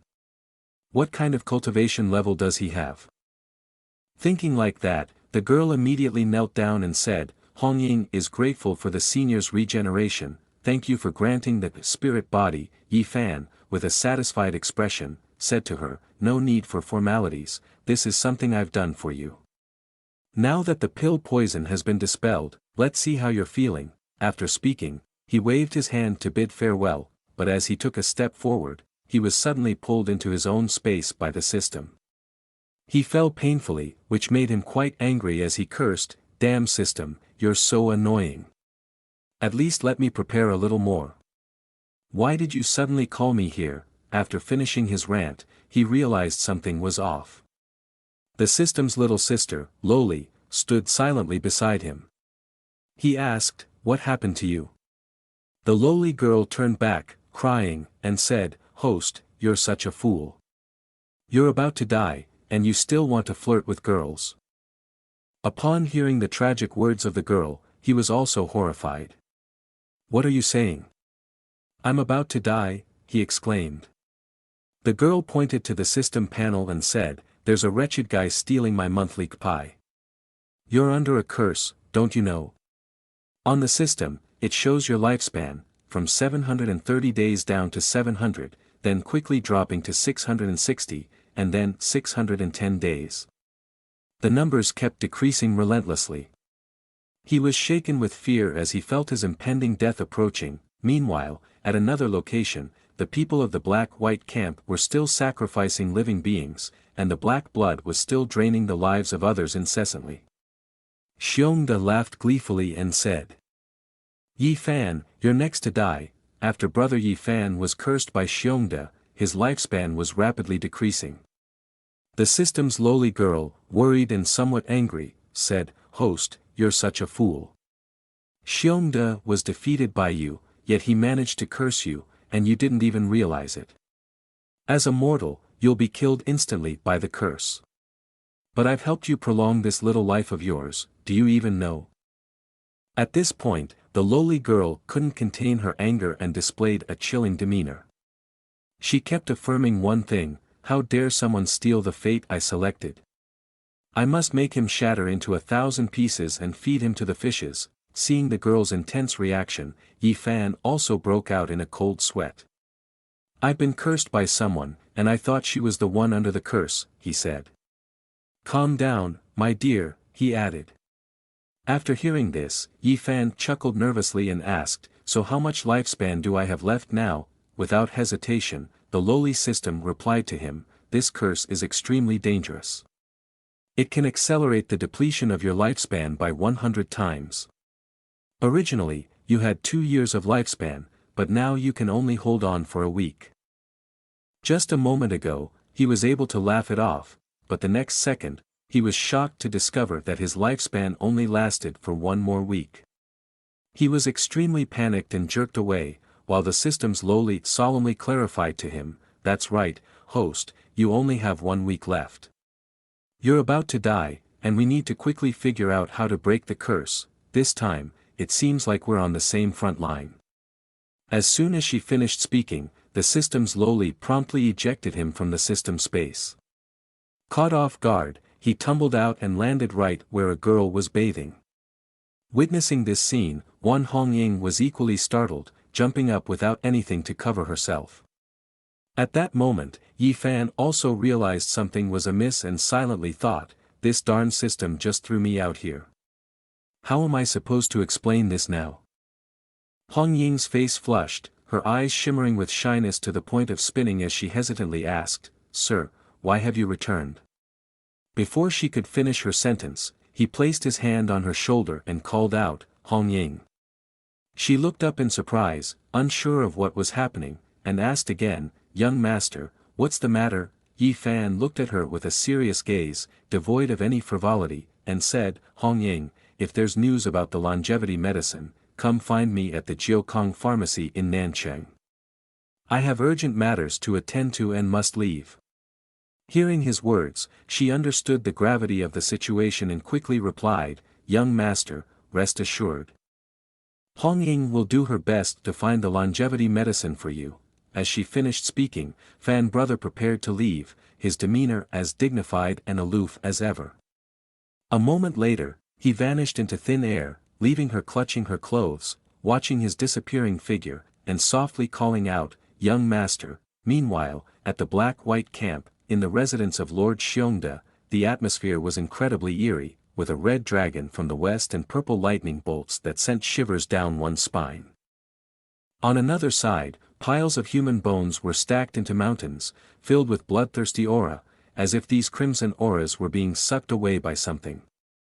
Many master assassins gathered together, displaying their magic, while cries of despair echoed, "I don't want to die," filled the air. Facing these scenes was Lord Xiongda of the black-white camp, sitting on his throne with eyes full of murderous intent, devoid of any mercy. A girl seemed to be pierced by something, creating a gaping hole from which her life force continuously drained. Witnessing this, Xiongda chuckled in amusement, recalling his previous battle with Yi Fan. "It's fortunate that my clone hit that guy, leaving a mark in his soul. Now I can easily take his life. Whether you're a mortal or a celestial being, once you're hit by this celestial spell, you'll die silently." As he finished his sentence, he ruthlessly crushed the head in his hand. Suddenly, a voice echoed, "Dead." A swirling vortex of green space appeared from a direction. Inside, a hand emerged, grasping the scepter of eternal damnation and smashing it into pieces. Yi Fan appeared, looking at him as if he were already dead, and said, "So you've already envisioned your own fate." Xiongda, horrified and disbelieving, exclaimed, "Impossible. How can you sense its existence?" "That's the divine artifact of the immortal emperor era." Before he could finish his desperate words, Yi Fan interrupted, "Shut up and stop making noise." He then unleashed his terrifying aura, surrounded by immensely powerful spiritual energy. The system girl couldn't help but remind him, "You're playing a dangerous game, consuming half of your remaining lifespan with that move." Yi Fan remained silent. Indifferent to her warning, the system girl asked again, "Are you really okay? Aren't you afraid of dying anymore?" At this point, Yi Fan was less concerned about his own mortality. He looked at Xiongda coldly and said, "Instead of worrying about lifespan issues, I'm more concerned with ensuring his demise is suitably grim." Hearing this, the system girl agreed, "Then I'll lend a hand too. After all, we're partners, aren't we?" As soon as they finished speaking, the two immediately unleashed their techniques to attack him. Yi Fan and the immortal system girl decided to play ruthlessly against them. Powerful spiritual energy surrounded the two, accompanied by hands formed from spiritual energy, swiftly moving towards Xiongda to capture him. Witnessing this scene, he was terrified and exclaimed, "How can this be happening? You've clearly fallen victim to my curse." the force of attraction from their swirling spiritual energy pulled him in. Now Xiongda felt his own fear, desperately clinging to the rocks, but the pull was too strong for him to resist. Colliding with the swirling vortex, he was torn into pieces. Yi Fan, witnessing the scene, raised his hand to intensify the torment inflicted upon Xiongda even further. Inside the vortex, Xiongda screamed in agony, continuously questioning, how can this be happening? One final blow pierced through the layers of clouds, ejecting him from the earth, until finally, Xiongda disintegrated into dust amidst the vastness of space. Amidst the rubble, Fan brother stood there, feeling desolate. Then he grinned and raised his sacred finger to shout loudly, "You wretched scoundrel, dare to offend me? You're seeking death." Just as he was relishing his revenge, the system girl cut in. At this moment, she seemed on the verge of tears as she said, "Master, you're celebrating too soon. Your lifespan is still depleting at a rate 100 times faster than usual." Hearing this, he was shocked. "I've clearly destroyed the scepter of eternal damnation, so why is this happening?" he asked. The system girl pointed at him tearfully and said, "It's too late. The curse has already attached to you. Destroying that thing was useless." Yi Fan checked his body and found a strange talisman on him. Horrified, he exclaimed, "What is this?" In his panic, Fan brother turned into stone right then and there, thinking his death was imminent. Meanwhile, in Tianwu City, the old pharmacist shouted hastily, "There's a monster coming." People panicked and fled, warning each other to run away from the monster on the road. A gigantic black figure roared fiercely, charging forward in a terrifying manner, and that's it for now. See you in the next episode. Hello everyone, it's Lucy here. Let's dive into the next episode. After realizing that he was about to die, Yi Fan's mood fell into despair as he walked around like a lifeless shell. He quietly thought to himself, indeed, that system girl was right. I'm really about to leave this world. I only have 3 days left to live. What should I do now? Never before had he felt so desperate. The words, 3 days, echoed mercilessly in his mind. After a while, Yi Fan finally arrived home. He opened the door and entered, saying, "I'm back." However, in front of Yi Fan stood a set of extremely sharp claws. At that moment, those claws were already in front of Ling Er. Startled, he shouted, "Ling Er! Be careful," but the chilling turn of events was something else entirely. Yi Fan looked in horror as he saw a white bear standing there with Ling Er. He had just thought it was attacking the girl moments ago, but it turned out he was mistaken. The bear and Ling Er seemed very friendly with each other. Ling Er happily petted its head, and the bear, enjoying the attention, stood still for Ling Er to continue petting. Then Ling Er noticed Yi Fan and called out, "Fan Gij, you're back." Seeing Ling Er so happy and excited, she rushed over and hugged him tightly. Witnessing this scene, Yi Fan also broke out in a cold sweat, feeling panicked not because of the girl's actions but because of the sudden appearance of the large white bear and why it was in his house of all places. At this moment, Yi Fan remained focused on the bear, and it also paid attention to him. With 4 eyes locked in a misunderstanding, in this silent atmosphere, Ling Er also noticed. She then introduced, "This is Manhwa." Upon hearing the introduction, the bear raised its hand with all 5 claws extended, greeting Yi Fan. Yi Fan sweated profusely, repeating the name, Manhwa. What in the world? After the introduction, Ling Er recounted the girl's story. Manhwa has been a companion to me since childhood, originally very close to me. But one day, during a black-white camp raid on the Zhong family, my parents were killed, and I was also taken away. Manhwa got lost in the big fire with me. When Ling Er teared up and said, "One day, I will avenge them," upon hearing her words, Yi Fan gently approached and stroked her head.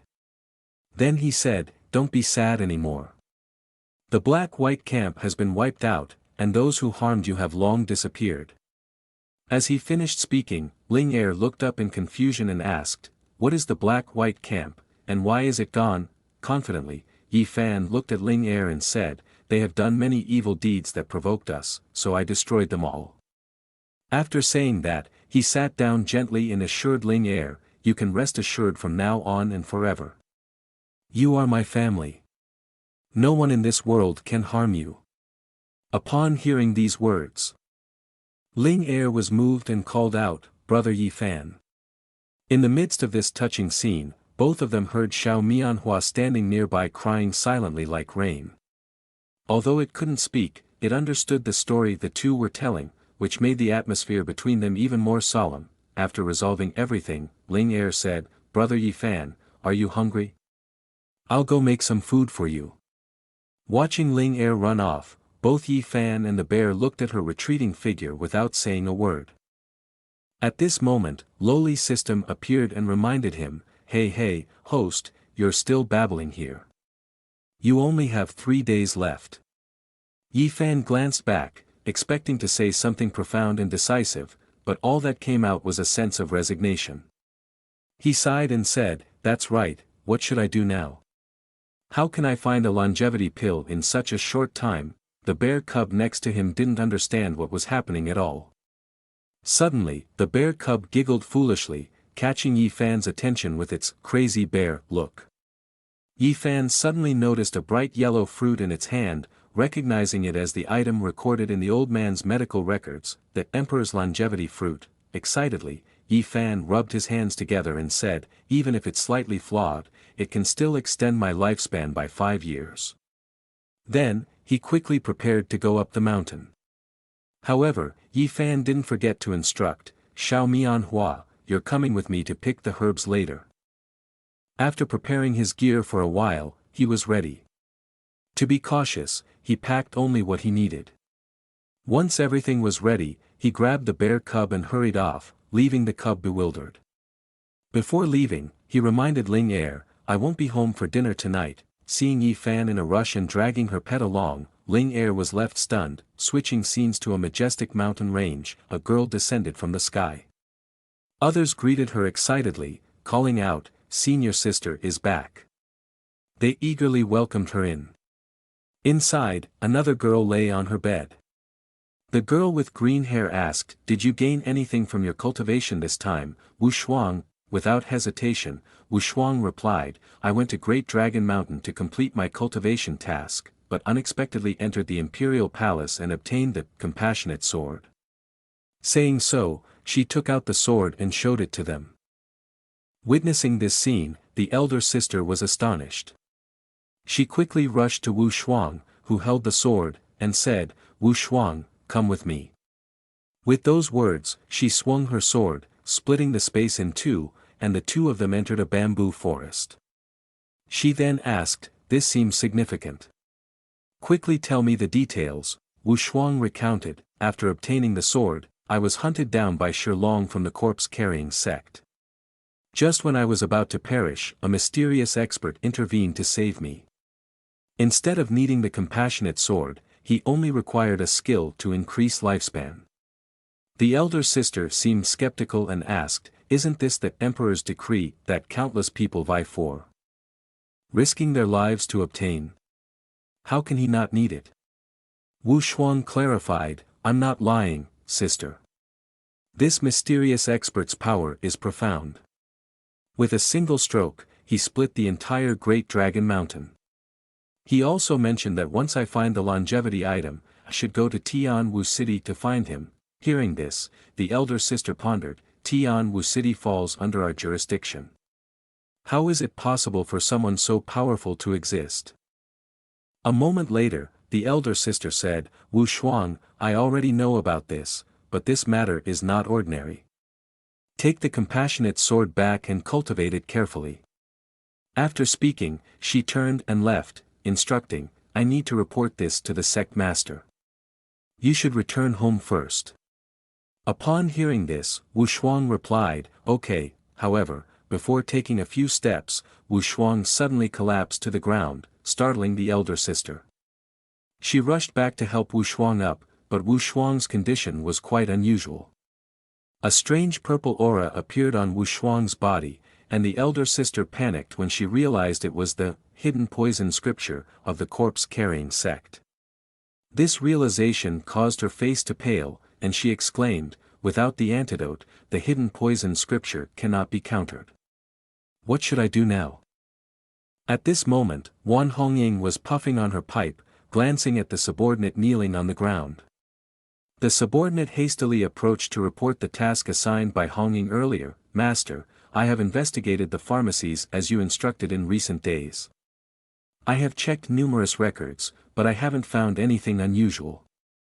Everything seems normal, without any oddities." Upon hearing this, Hongying pondered thoughtfully. "I didn't expect a prominent figure like the young master, hiding in Tianwu City for 3 years without my knowledge.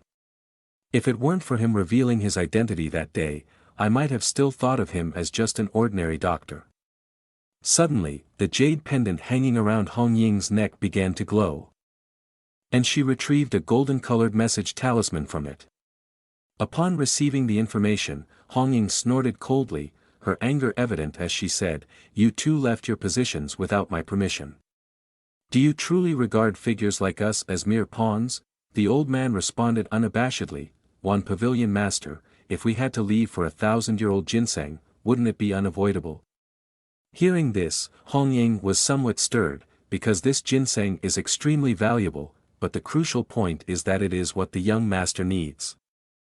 The elder continued, 1,000-year-old ginseng has escaped from the crack in the seal of the imperial palace, avoiding the countless princes and nobles' attempts to seize it.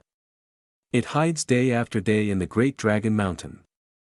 We have searched for many days, but it has eluded us due to its cunning, hence the prolonged time. It was precisely because of this that Hongying hesitated and pondered. This item is indeed what young Master Yi is seeking.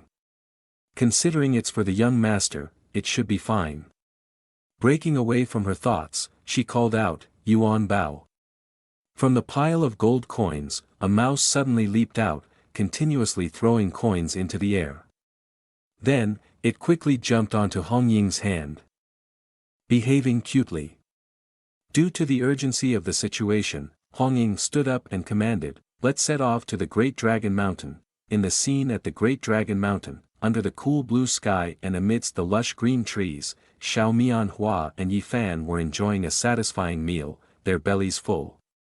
They lay on the ground, marveling. Beneath them, the ground was littered with Emperor's longevity fruit. These fruits, when eaten, enhanced longevity, so Yi Fan had eaten so much that he couldn't eat anymore. Now, Yi Fan no longer looked like he was nearing death. He had regained his spirit because after eating the Emperor's longevity fruit, his lifespan had increased. He looked at his system panel and contemplated, "Now, it's as if I've extended my lifespan by more than a year. I'm really lucky to have Xiao Mianhua, otherwise, I'd be pushing up daisies by now." After marveling at his fortune, he picked up another fruit and joked, "It's a shame there's still one left, but honestly, I can't eat anymore now. Maybe I'll just put it in my pocket and eat it later." Before he could finish his sentence, suddenly a golden mouse leaped over and snatched Yi Fan's remaining Emperor's longevity fruit. Witnessing this unexpected event, Yi Fan jerked in surprise, "Hey, what are you doing? Give that back to me." He jumped up, trying to catch the mouse, but with his 2 legs, he couldn't outrun the mouse's 4 legs. After chasing for a while, Yi Fan stopped because he noticed that the sky didn't look quite right. The dark clouds carried a kind of celestial aura that made him ponder for a moment. He remembered, "I've seen this phenomenon before," but suddenly he couldn't recall what it symbolized. Lost in thought about the strange phenomenon, the golden mouse suddenly returned. Seeing it, Yi Fan shouted angrily, "Hey, you darn mouse, you've escaped and now you're back. Are you trying to play games with me?" While he was fuming, the mouse returned, carrying something in its mouth. It jumped onto Yi Fan's hand and dropped a piece of jewelry. Yi Fan recognized it immediately as Hongying's necklace. Meanwhile, on Hongying's side, she was engaged in fierce combat between her whip and sword. Wan Hongying angrily shouted, "Elder, do you still want to kill to seize treasures? Don't forget, I come from a prominent family. The elder sneered and replied, "She's just a waste. Killing you here, who would care about you?" He unleashed a strike that sent Hong flying, perhaps due to the disparity in their realms. She couldn't resist it. The old man kicked Hong Ying's head and said, "You, a worthless person, are usually so arrogant and conceited. Do you really think you are the master of the Wanbao Pavilion? Wait until I get the ginseng, I will consider giving you a slightly dignified death." After that, the old man intended to take something, but it wasn't there. Enraged, he shouted loudly, "Where is the necklace?" Seeing that the desired item wasn't retrieved, the girl laughed and said, "Huh, relying on you still wants to snatch treasures from me, you're dreaming in broad daylight." Hearing this mocking remark, the old man swung his sword angrily, "You wretch, you will die." At the same time, suddenly the space around them tore apart, causing the birds flying nearby to panic and flee in all directions. The person who appeared at this moment was none other than Yi Fan. He successfully blocked the old man's attack, his eyes sharp as he looked at the old man. Then, with a swift kick, he sent the elder flying backward. Witnessing this scene, Hong Ying trembled, and she exclaimed, "Yi master." Yi Fan turned back to look at her and said, "Thank goodness for this treasure-seeking mouse, otherwise I wouldn't have arrived in time." One more step and it would have been a disaster, Yi Fan thought to himself. Seeing his companion being beaten like this, the treasure-seeking mouse cried uncontrollably. However, he didn't want to burden her with the details of the situation, so he kept silent. Hong Ying looked at Yi Fan with eyes as if she wanted to entrust her fate to him and said, "Young master, here is the longevity item you need." After saying that, she took out a glowing ginseng from the necklace. Yi Fan saw this valuable ginseng and laughed, "Ha ha, then there's no problem at all. With this ginseng, everything becomes trivial." He turned to Hong Ying and said, "Next, watch me perform." As soon as he finished speaking, an attack came from above, forcing both of them to dodge. The elder who had attacked before was now standing high above, his momentum imposing as he said, "You two insignificant ants, dare to interfere in front of the golden elixir stage." Hong Ying stepped forward anxiously and said, "Young master, both of these are golden elixir cultivators. You must be careful." Yi Fan didn't pay attention to the two opponents, but turned back and said, "If there are two of them, then we should also have two to make it fair. Hong Ying, do you want revenge?" She was puzzled by his question, but with only a cultivation at the foundation establishment stage, she couldn't possibly fight against the elder. Before she could respond, Yi Fan pointed to Hong Ying's forehead and said, "It's okay, foundation establishment cultivation may not be enough, but what if it's golden elixir?" With Yi Fan's words, Hong Ying's cultivation began to steadily increase, and she could feel the change, marveling, "Is this the power of golden elixir peak? How can ye sir do such a thing?" Hong Ying wielded her whip, enveloping it in golden spiritual energy, vastly different from before. The elder, still unaware of what was happening, remained confident and aggressive. He quickly descended like a gust of wind, shouting, "You ants, go die." But waiting for him below was a newly upgraded golden elixir peak cultivator and a guy who's exploiting the system, and with that, the story comes to an end. See you in the next chapter. Hello everyone, it's Lucy again. We're back with the next episode of this series. At this moment, these two traitorous elders are ready to rush forward to confront Yi brother and Hong Ying. The elder always shouts loudly, "You two are truly seeking death." The other bearded old man thought there were only two foundation establishment stage names here, so the elder leader is capable enough to handle it, no need for me to step in and just wait behind. Those who act tough often meet their end early, symbolized by this old man. Seeing him about to charge forward, the faces of Yi Fan and Hong Ying suddenly turned cold, their eyes looking at him as if he were marked for reincarnation punishment. No matter how fast the old man rushes, his punching speed matches, 2 punches, one red, one green, hit his cheek so painfully that his entire face was distorted. After this blow, his face was as swollen as a pig's cheek and he fell backwards to the ground, but the old man doesn't give up his violent habits, shouting loudly, "Unbelievable. My father has never hit me before, yet you dare to strike my face. As he finishes speaking, he breaks into a cold sweat, realizing that something isn't quite right. At this moment, the eyes and demeanor of both individuals turned ominous, full of hostility. Hong Ying immediately spoke with a provocative tone, "Oh, scary, huh? Since no one has dared to hit you, how about I do it now? Are you up for it?" "I'm ready." It was only now that the old man felt the terrifying nature of these two like never before. He hastily said, "Pavilion Master Wan, please calm down, don't act recklessly." Before he could finish, he was struck by a powerful kick from Hong Ying, sending him flying like a gust of wind. The other elder, witnessing this, was startled and began to doubt the meaning of life. Enraged, he clenched his fist and shouted, "You two are truly despicable." After speaking, he charged forward without pause, continuously boasting, "You two brats, watch my ultimate move." Despite his intimidating approach, the outcome was unpredictable. He slipped smoothly from the Wanling sect to the Baijia village. A demonic and sorrowful strike, executed flawlessly by the old man, left both individuals horrified. He cried out in regret, "I was wrong, oh no." The old man didn't hesitate to cling to Yi brother's thigh and beg for mercy, "Oh great one, spare my life, I have an elderly mother aged 89 and young children to care for. I've shed blood for Wanbao Pavilion before, I won't misbehave again, I promise." Yi brother was at odds with this old man, so he looked at Hong Ying and said, "Hong Ying, does this old man deserve such shameless mercy? Will you forgive him, or shall I decide? After all, he belongs to you." Hearing his question, Hong Ying didn't know where to hide her embarrassment. She couldn't believe that the elder of Wanbao Pavilion could be so shameless and clueless at the same time. After some thought, she made her decision and said, "Elder, I respect your past dedication to Wanbao Pavilion. If you continue to serve Yi young master in the pavilion faithfully, I will spare your life." Upon hearing these words of leniency, the old man was overjoyed. He knelt on the ground and repeatedly thanked her, "Yes, I will." With the matter resolved, Hong Ying and Yi brother turned and walked away.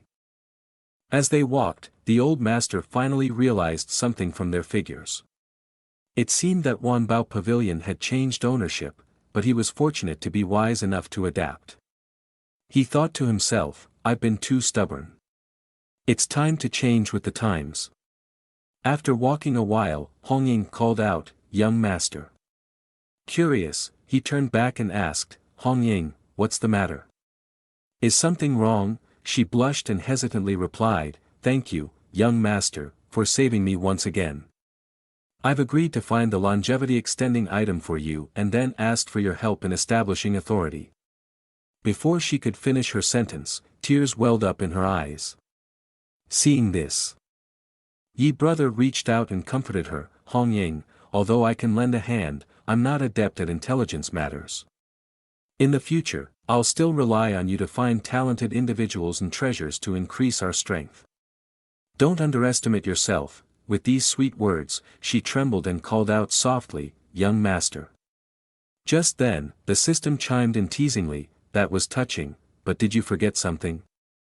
Yi brother was surprised to hear this and was pulled into the system space by the Loli, who then held a sickle to his neck.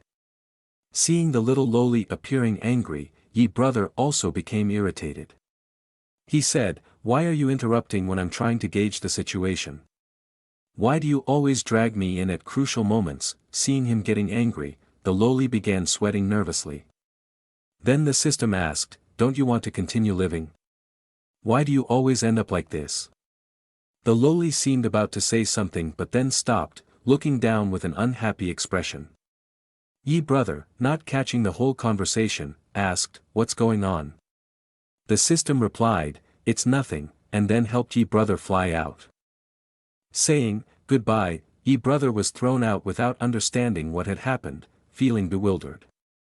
Being thrown out, Yi brother angrily exclaimed, "What are you doing? You're speaking cryptically and suddenly throwing me out." Meanwhile, Hong Ying spoke up, "Young master, you're lying on top of me. Can the young master please get off me?" Hong Ying said, looking embarrassed. Yi brother looked down, his face full of sweat, and awkwardly said, I didn't mean to, it was just a small accident. Hong Ying was lost in her thoughts. Yi young master doesn't look down on me because of my lower cultivation level. On the contrary, he has saved me many times when I was in danger. Can I actually like the young master? Suddenly remembering that scene, Hong Ying's heart raced, and she stood up, saying, young master. She intended to say something but stopped, leaving Yi brother utterly confused.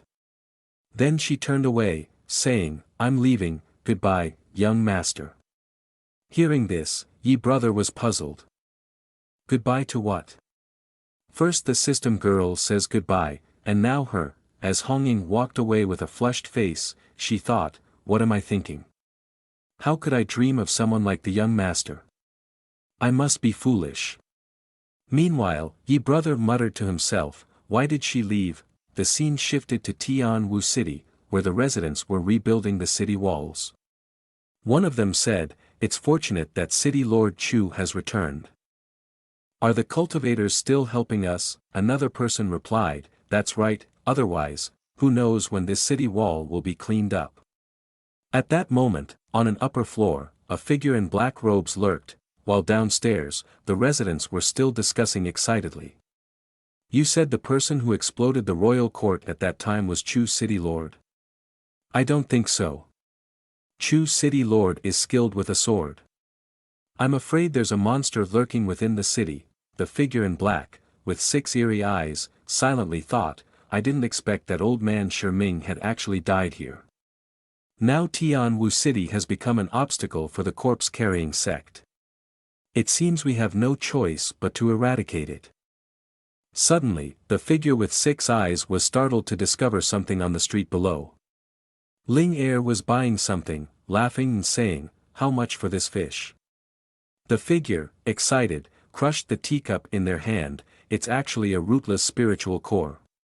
I didn't expect the old man's luck to be this good. Taking this girl to cultivate pills, perhaps she can refine a pure spirit pill. After buying the fish, Ling Er happily went on her way. But the girl noticed something and curiously remarked, I remember I closed the door, why is it wide open? As she approached, a terrifying thought crossed her mind, could it be a burglar? Ling Er stepped inside, trembling with fear as she called out, Brother Fan, is that you? Pushing the door open a bit wider, Ling Er saw a dark figure with glowing red eyes inside the house, causing her to shudder in terror. Then, Yi brother reassured Ling Er, it's me, I'm back. Hearing this, Ling Er burst into tears and ran to him, Brother Fan, you scared Ling Er to death. I thought it was a burglar.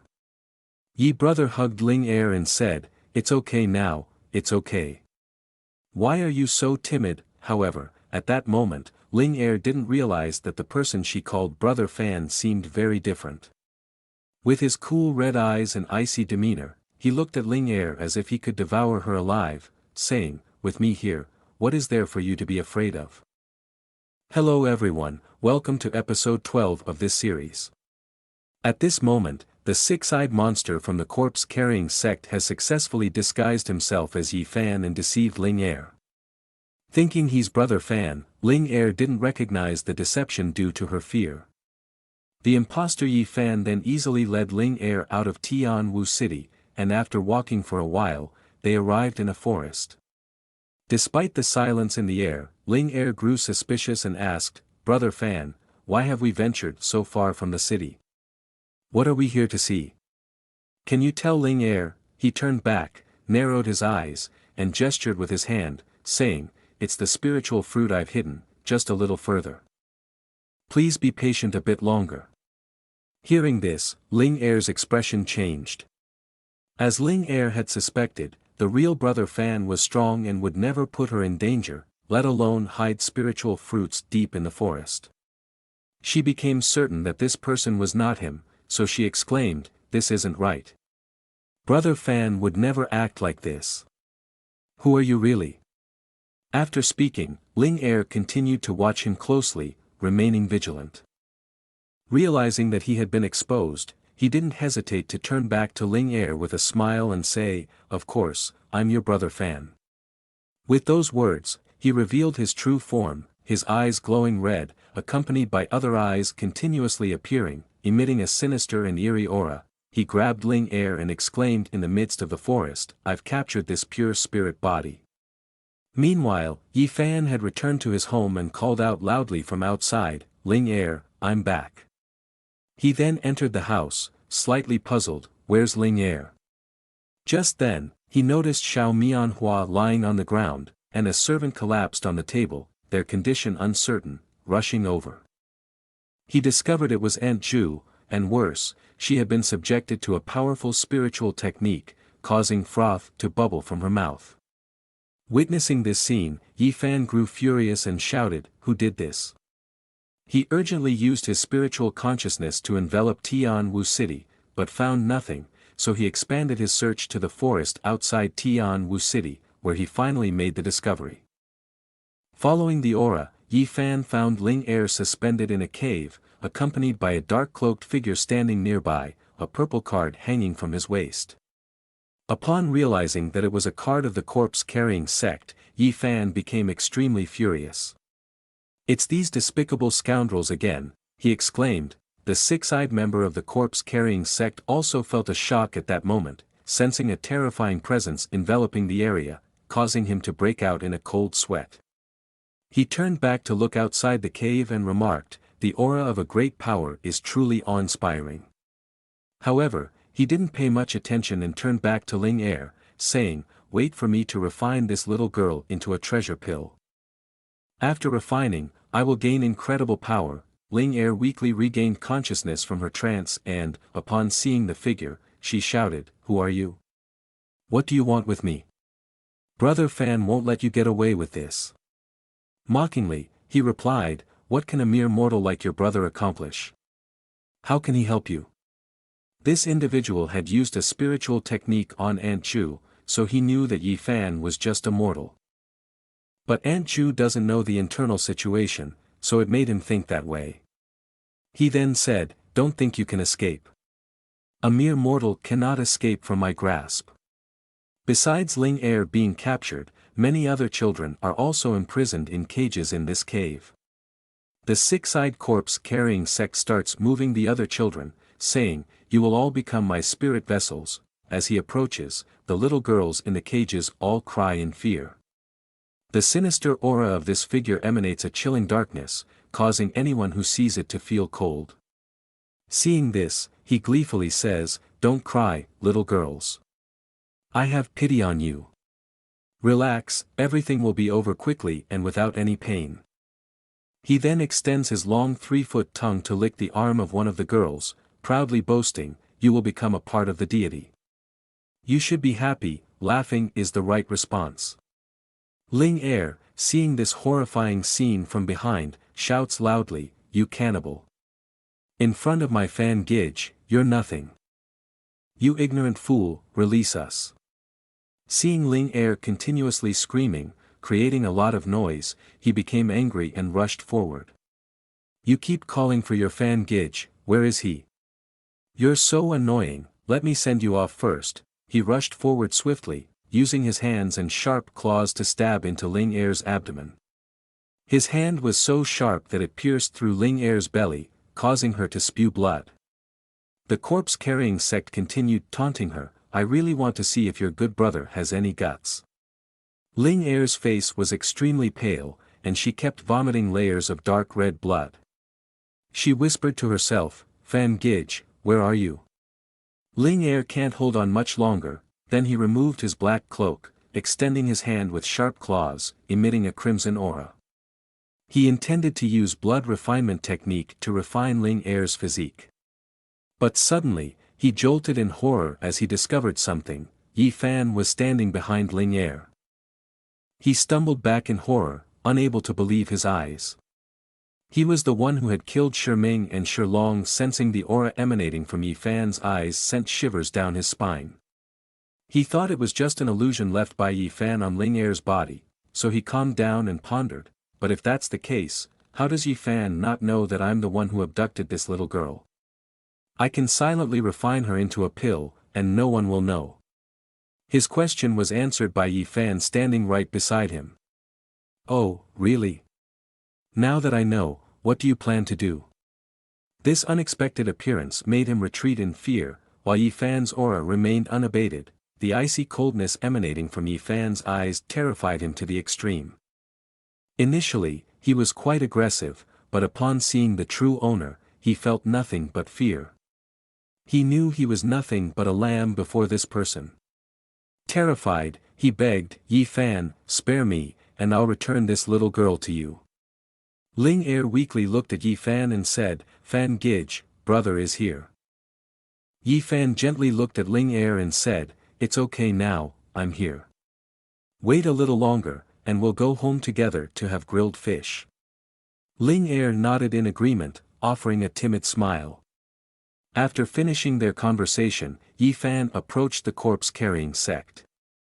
With just 2 words, kneel down, an overwhelming pressure forced the culprit to the ground, trembling in fear and pleading, my lord, I didn't know she belonged to you. Please spare my life. Filled with anger, Yi Fan retorted, do you think you can abduct someone of mine and still threaten me? Do you believe you have the right to negotiate with me? With these words, he clenched his fist, causing a whirlpool to emerge from the corpse-carrying sect. Startling him. What are you doing to me? He cried out as the whirlpool slowly sucked him in, despite his desperate pleas. After a while, only a ring remained in the place of the whirlpool. After dealing with the culprit, Yi Fan swiftly severed the iron chain restraining Ling Er. He lifted the young girl and said, rest for a while. At that moment, the Loli system had also appeared behind Yi Fan, and he quickly recoiled, fearing that she might use her death-reaping tongue to attack him. The menacing aura emanating from the girl's weapon startled him, prompting him to cover his face with his hand and say to the system, do you really need to be so intimidating every time? It scares me, he inwardly vowed, this rotten brat, when I become stronger, I won't let you off the hook. After a while with no further movement, he cautiously opened his eyes to see what was happening. To his surprise, the lowly girl was gently touching him with her scythe. Perplexed by her unusual behavior, he asked, hey, system, why are you being so gentle today? Are you malfunctioning or lagging? He found her actions unsettling since she always wielded the scythe aggressively whenever she used her powers. In response, the system scolded him, calling him ignorant. Confused by her words, Yi Fan couldn't help feeling dumbfounded, unsure why she was behaving this way. 2 days later, back in Tianwu City, a young man burst in, calling out, Yi brother. And that's the end of the story. If you enjoyed it, please subscribe to the channel and like the video to support me. Hello everyone, it's Lucy here again, and we're back with episode 13 of this series. After the young man in armor kicked the door open and entered, Yi Fan recognized him and said, Lei Zi, why are you here? Weren't you supposed to be guarding the city lord's mansion? Lei Zi rushed in with an excited expression, calling out to Yi Fan, Brother Yi, come see this quickly. Lei Zi held out a piece of paper and exclaimed, there's a critical situation in the mansion, so the city lord has dispatched us. Feeling curious, Yi Fan approached to take a look. As he examined the paper, he realized it was a recruitment order from the city lord's mansion. The recruitment notice clearly stated, the city lord's mansion is seeking a physician to treat her sister, and there will be generous rewards for successful treatment. Due to the medical nature of the matter, Lei Zi immediately thought of Yi Fan. Since Yi Fan had previously saved his life, he had great trust in Yi Fan's medical skills. If you can save the city lord's sister, Lei Zi explained, you'll become the city lord's benefactor. Your future promotion will be assured without any need for discussion. One step closer, and we could reach the azure skies without worrying about food or shelter afterward, Lei Zi exclaimed enthusiastically, his mind racing with thoughts. However, Yi Fan wore an indifferent expression. He said to Lei Zi, promotion and advancement mean nothing to me, and they hold no appeal. Besides, the city lord of Tianwu City, if she wants treatment, should seek immortal sect physicians. What does a mortal like me in the blood nourishment period have to do with it? Do you really think anyone would trust me enough to provide treatment? Just as he finished speaking, Lei Zi proceeded to share more news with him. I've heard that the city lord has offered valuable techniques and longevity pills as rewards for treating her sister.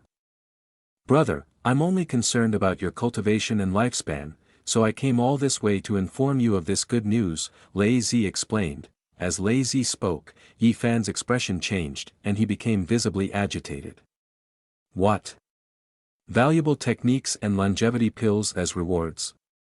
The shocking news sent ripples through Yi Fan, stirring up intense emotions. Without waiting for Lei Zi to react further, Yi Fan dashed off at superhuman speed, his voice echoing back, Lei Zi, let's go, hurry up or you'll be left behind. Lei Zi was stunned by Yi Fan's lightning-fast pace, disappearing in the blink of an eye. A moment later, the two arrived at the city lord's mansion. Lei Zi turned to Yi Fan and asked, Yi brother, have you never been to the city lord's mansion before? Yi Fan calmly replied, because the city lord has never visited my clinic for medical treatment, so I have no reason to visit her. Approaching the entrance, they were stopped by guards. Outsiders are not allowed inside the city lord's mansion, one of them declared. Lei Zi then presented a green card and said, Lei Zi, commander of Tianwu City, presents Yi physician to meet the city lord. After confirming their identities, the guards allowed them entry. Inside, many physicians from various places were waiting. Lei Zi briefly introduced them to Yi Fan, saying, they are renowned physicians, some from immortal sections. Most of them are already here. Seeing the solemn and luxurious atmosphere, Yi Fan remarked, Lei Zi, this place doesn't seem quite suitable for me. Before he could finish, Lei Zi interjected, why wouldn't it be suitable?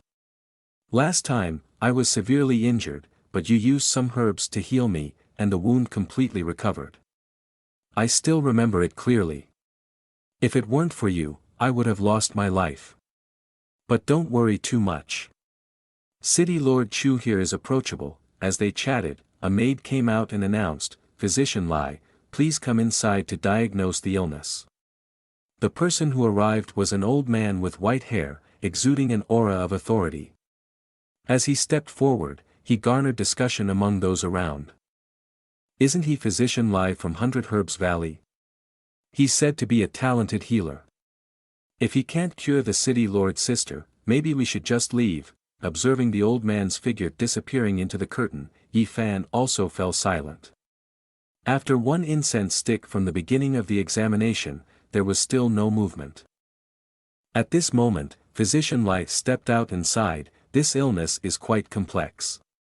I'm afraid I'm at a loss. With that, he departed. As he passed by Lei Zi and Yi Fan, Lei Zi stopped him and inquired, Physician Lai, you can't cure her either? The old man sighed heavily, expressing his helplessness. The symptoms of the city lord's sister are not caused by ordinary toxins but by a mixture of dark magic, poison, and dark arts. I can't help with this, it's not within my expertise. It's like asking a plumber to fix electrical issues. Then the maid announced, please invite Physician Yi to diagnose the illness. Yi Fan entered to examine the patient.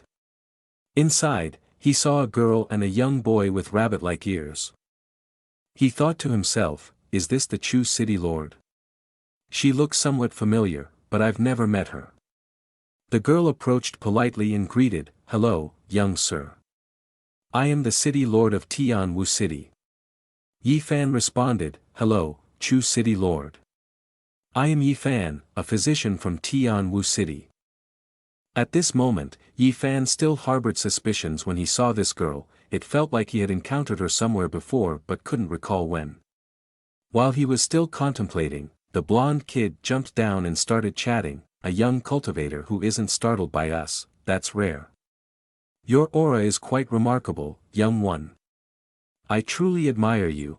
Chu City Lord then introduced this person to Yi Fan, saying, this is the master pavilion of the Dan Pavilion, from the Celestial Moon sect, named Mao Er Cha.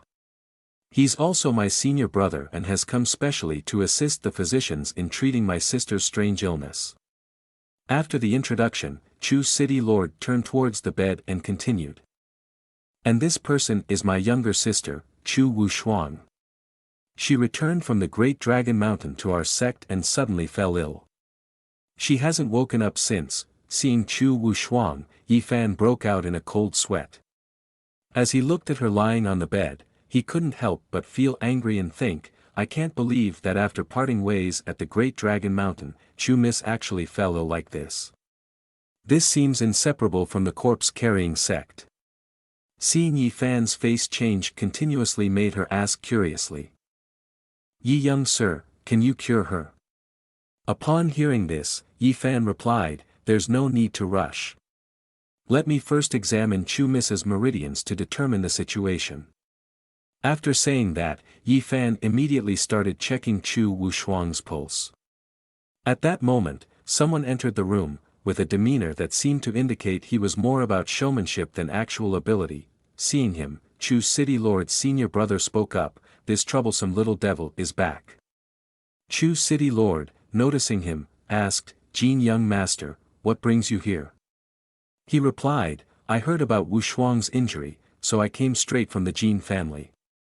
Chu City Lord, do you know how Wushuang is doing? The atmosphere among the three seemed tense. Chu City Lord didn't hesitate to inform him, after Wushuang returned to the sect, she suddenly fainted, and then patterns appeared on her chest. Over time, they've become more pronounced. She remains unconscious. However, it seemed like Jean wasn't paying attention to her words, instead focusing solely on the person checking Wushuang's pulse. Due to this, he spoke up and asked, who is this? Chu City Lord, upon hearing his question, turned to introduce, this person is the physician from the medical hall in the city, named Yi Fan, Yi young sir. Upon hearing her introduction, he immediately became enraged and exclaimed, Chu City Lord's excessive concern for her sister is understandable, so seeking a physician is only natural. But a mortal physician at the blood-nurturing initial stage? Isn't that a bit too much? How can he possibly cure Wushuang? Meanwhile, Yi Fan was observing Wushuang's condition.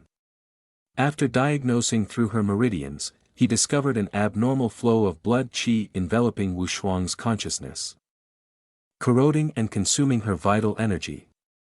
Seeing her suffering under the influence of this dark magic, Yi Fan realized the gravity of the situation. It seemed likely that this was the handiwork of the corpse-carrying sect.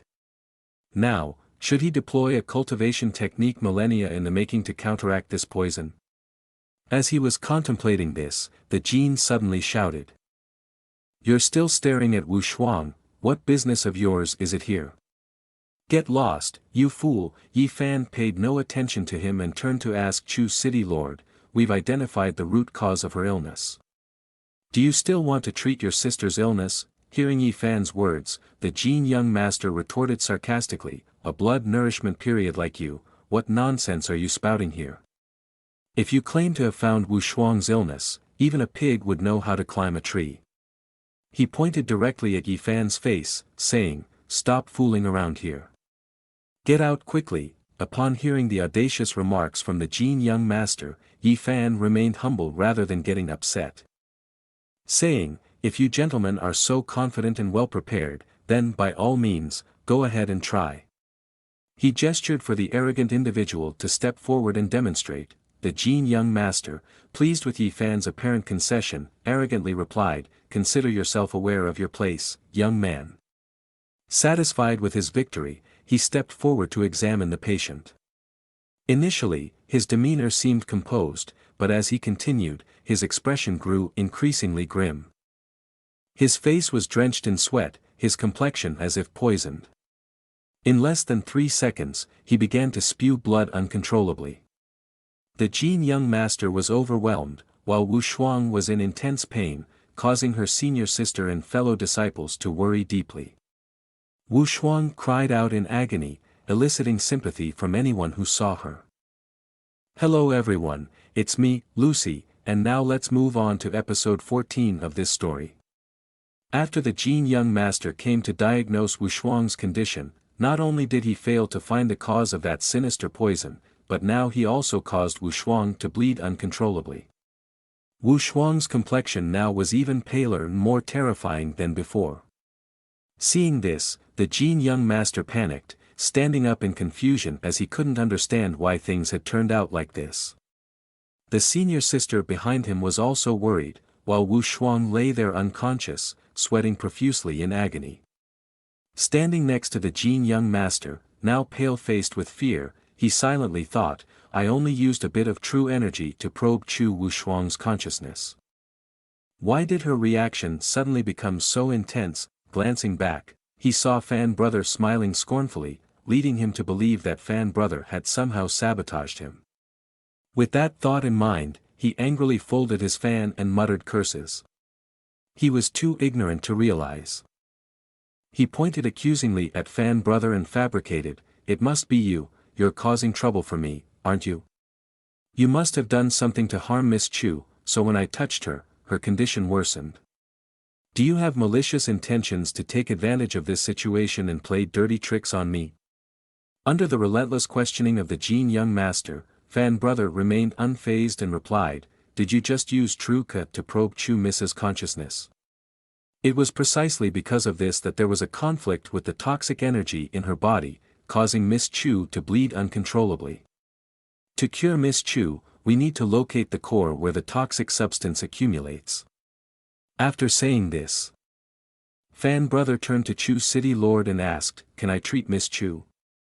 "Do you trust me, Chu City Lord?" With a face full of distress and sadness for her sister's condition, she said, "Yi young sir, Wu Shuang is entrusted to you."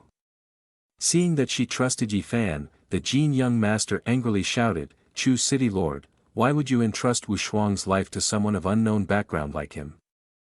Ignoring his frantic yelling, the young lady paid no attention to him.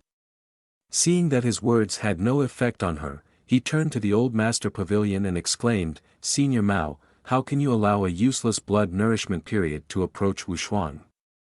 And let him treat her too, what if something happens?" As soon as he finished speaking, the old master glanced at him and said, "Young Master Jin, open your eyes wide and evaluate others before you judge. The cultivation of this individual is not simple at all. Don't rely on your limited knowledge to judge others just because they are in the blood nourishment period." His words made him shut his mouth and look over. Yi Fan was now accumulating true yuan on his hand to treat Wu Shuang. Witnessing this scene, the Jin young master sweated profusely, unable to believe his eyes. "This is external true yuan, how could this be possible?" Master Pavilion Dan was pleased that all his predictions were correct. Since encountering Yi Fan, he had suspected because no young person could remain calm when facing a terror greater than themselves, relying solely on blood nourishment cultivation. But as soon as he stepped in, he remained very calm, indeed hiding his cultivation.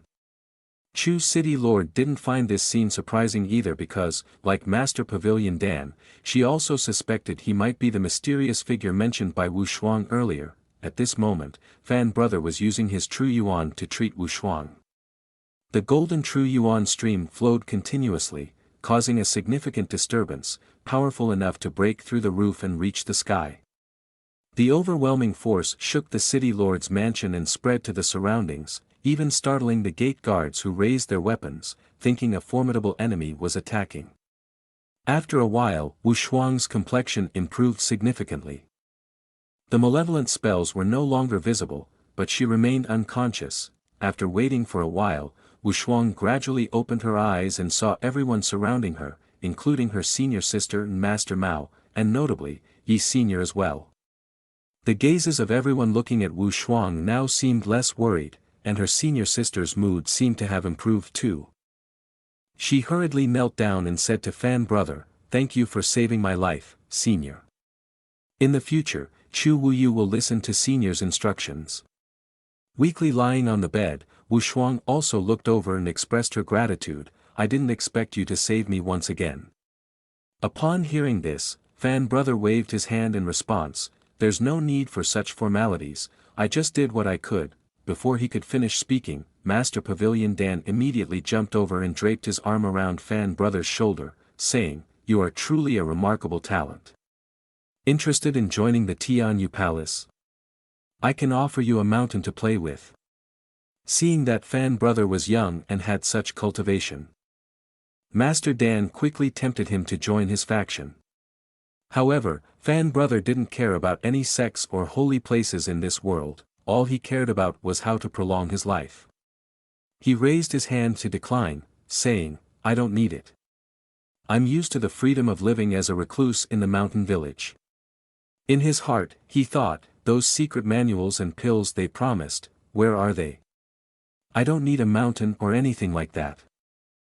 Live today, die tomorrow, and you want to give me that mountain to grow turnips and offer rice to you every year? While he was still contemplating, the Jin young master on this side had stabbed out angrily, at least the external projection of true Yuan has cultivation in the divinity stage, but I have never heard of such a young divinity cultivator in Tianwu City. It could be that he's using temporary elixirs to boost himself. Thinking this, he became furious, his forehead veins bulging green, gritting his teeth in frustration, as he and Wu Shuang were childhood sweethearts, and Chu Wuyu, she trusts outsiders more than she trusts me. This matter isn't over yet, I won't let you off the hook. The Chu city lord was now happily smiling, relieved that her worries were over. Luckily, there's this senior to help, she said. The Jin young master then approached, pretending to be humble. Brother Yi, appearances can be deceiving. As a member of the Jin family, I will surely offer a token of gratitude to you and the Chu family in the future. With that, he turned and left. But his expression was cunning, as if he were plotting something sinister. Behind Fan brother and Chu Wuyu, both were observing seriously. He thought to himself, this Jin Yang talks one way and acts another. After returning, he might cause trouble. With his 2 lifetimes of experience, he could sense that there was something off about him, but he didn't care because what he needed most now was the reward. At this moment, the Chu city lord stepped forward and said to him, Yi senior, Wu Shuang has rested now. I will take you to claim the reward for curing her illness. Hearing this, Fan brother's face brightened up. He thought about the Jin young master from earlier, but then dismissed it because the most important thing now was to obtain the longevity pill. With more longevity, his cultivation would be stronger. Even if there were 100,000 Jin families, it wouldn't matter, just one wave of his hand could wipe them out. After walking for a while, they arrived at the treasure pavilion of the city lord's residence, where it was filled with treasures, so much so that it looked like small mountains stacked up. The scene before him left Fan brother in awe. His eyes were now filled with the golden brilliance of treasures. Like a child experiencing something extraordinary for the first time, he couldn't close his mouth and exclaimed, this is even more extravagant than the Van Bao pavilion of Hongying. Chu Wuyu turned around, smiling gently, and said, although this place may not match the accumulation of treasures in Tianyu Palace, it has been our business for many years. There are quite a few treasures inside. If ye young sir desires anything, feel free to take it. At this moment, the pavilion master didn't forget to entice Fan brother, Hee, if you're free, I'll take you to Tianyu Palace to see their treasure vault. I assure you, the treasures there will be many times more than here. With this tempting proposal hitting right at the soft spot in Fan brother's heart, his eyes sparkled, and his mouth couldn't stop flowing with excitement at this seductive offer. Fan brother then turned seriously to the pavilion master and said, Mao senior, although I don't intend to accept this invitation, your enthusiasm has convinced me. So, whenever I have time, I will visit Tianyu Palace. But currently, members of the corpse-carrying sect have harmed our allies. They have provoked us multiple times. This enmity cannot go unanswered, so let's discuss the matter of Tianyu Palace another time. Then, he clasped his hands and said to the Chu city lord, Chu miss, it seems that corpse-carrying sect poses a significant threat. We need to be more vigilant now to avoid being ambushed unexpectedly by them. His words aroused concerns in both of them. Chu Wuyu spoke up again, the corpse-carrying sect is indeed a major threat. Nowadays, even the mercy of the immortal emperor has waned, and the continent is once again on the brink of chaos and bloodshed. Hearing this, Fan brother was a bit puzzled, so he asked curiously, "Chu City Lord, what do you mean by, the mercy of the immortal emperor has waned?" In response to his question, she explained, Immortal Emperor Nian Tian is the most powerful figure in the continent's history, with the highest cultivation, the great Shuangxiu realm, dividing the cultivation world into 9 continents. There were 9 immortal emperors who defended against the abyss, sealing the demon race beneath it. It was believed by humans that under the rule of these immortal emperors, the cultivation world would remain peaceful forever. But one day, all 9 immortal emperors simultaneously disappeared without a trace. The immortal emperor's place, rumored to be the tomb prepared by the immortal emperors themselves, emerged out of nowhere, containing countless treasures and sealing their bodies within. This time, the great dragon mountain was split in 2, and the sudden appearance of the immortal emperor's place is extremely unusual. Hearing this, Fan Brother immediately broke into a cold sweat because he was the one who divided the great dragon mountain. He couldn't believe that his actions had inadvertently created a fairyland copy. What a ridiculous situation.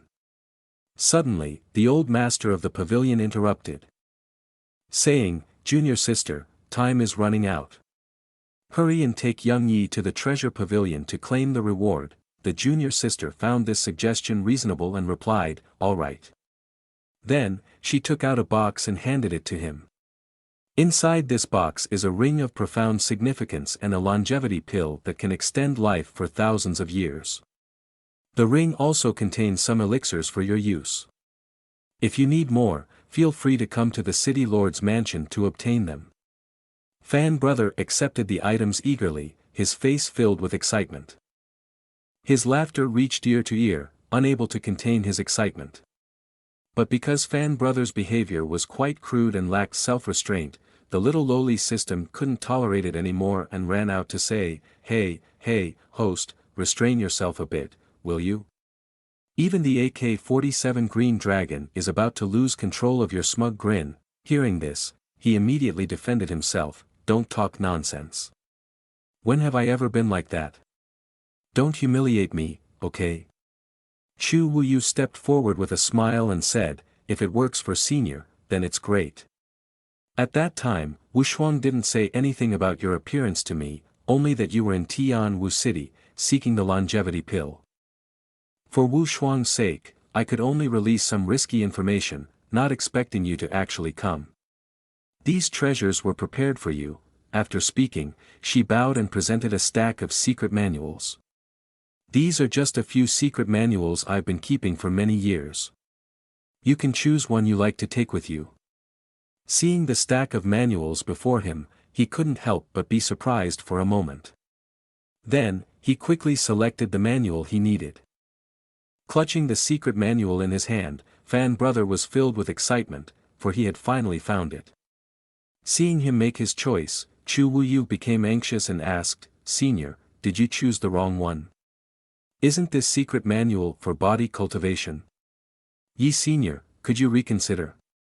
There are many better secret manuals here." Seeing her reaction, the pavilion master interjected, "Wuyu, perhaps Yi Junior has his reasons for choosing that. We shouldn't say too much in front of outsiders." Hearing his senior brother's words, Wuyu remained silent. Fan Brother held the secret manual in his hand, thinking, Chu City Lord isn't wrong, but with billions of years of cultivation. Do I really need to spend time training? What I need most isn't skills but secret manuals that can make my physique stronger. Then, she smiled and approached him, saying, "If Senior has decided so, then this secret manual is for you. We will quickly return to Tianyu Palace, and if there is any news from the corpse-carrying sect, we will immediately inform you." After hearing this, the two of them also warmly shook hands, and then Fan Brother said, "All right then, I'll take that as a promise." At this moment, outside Tianwu City, amidst the mist and smoke obscuring the figures on the street below, 2 people were walking quite happily. Lei Zi draped his arm over Fan Brother's shoulder and said, "Yi Fan, tonight I'll treat you to dinner at Fragrance Tower. We'll eat and drink to celebrate your successful treatment of Sister City Lord. In the future, when you've made it big, don't forget Lei Zi here, okay?" Hearing these words, Fan Brother happily replied, "Sure thing, I'll remember that. As they walked, the two of them bantered with each other joyfully. Fan brother didn't hesitate to boast. At that time, I applied the legendary one-yang finger technique to Sister Chu's city lord's forehead, then used my skills to expel the poison. After a while, she was completely healed. Now she's recuperating in the study, she'll be completely fine in a few days, aha. But while the two of them were joking around, there was a disturbance behind them.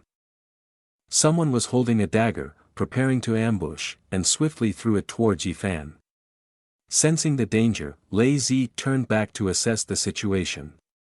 Startled, he shouted, "Yi Fan, be careful." As soon as he finished speaking, Lei Zi pushed Fan brother away and threw himself in front of him as a shield. The dagger struck Lei Zi's body. Seeing this scene, Fan brother became enraged, his face turning purple. He yelled loudly, "Lei Zi, are you okay?" And that concludes the story for now. See you in the next installment, everyone. Hello everyone, it's Lucy here, and we're back with the next episode of this story. After Lei Zi was hit by the dark weapon of the mysterious attacker, he was injured and fell to the ground, holding his hand to stop the bleeding. Fan brother, seeing Lei Zi injured, was extremely worried, his hands and feet in disarray.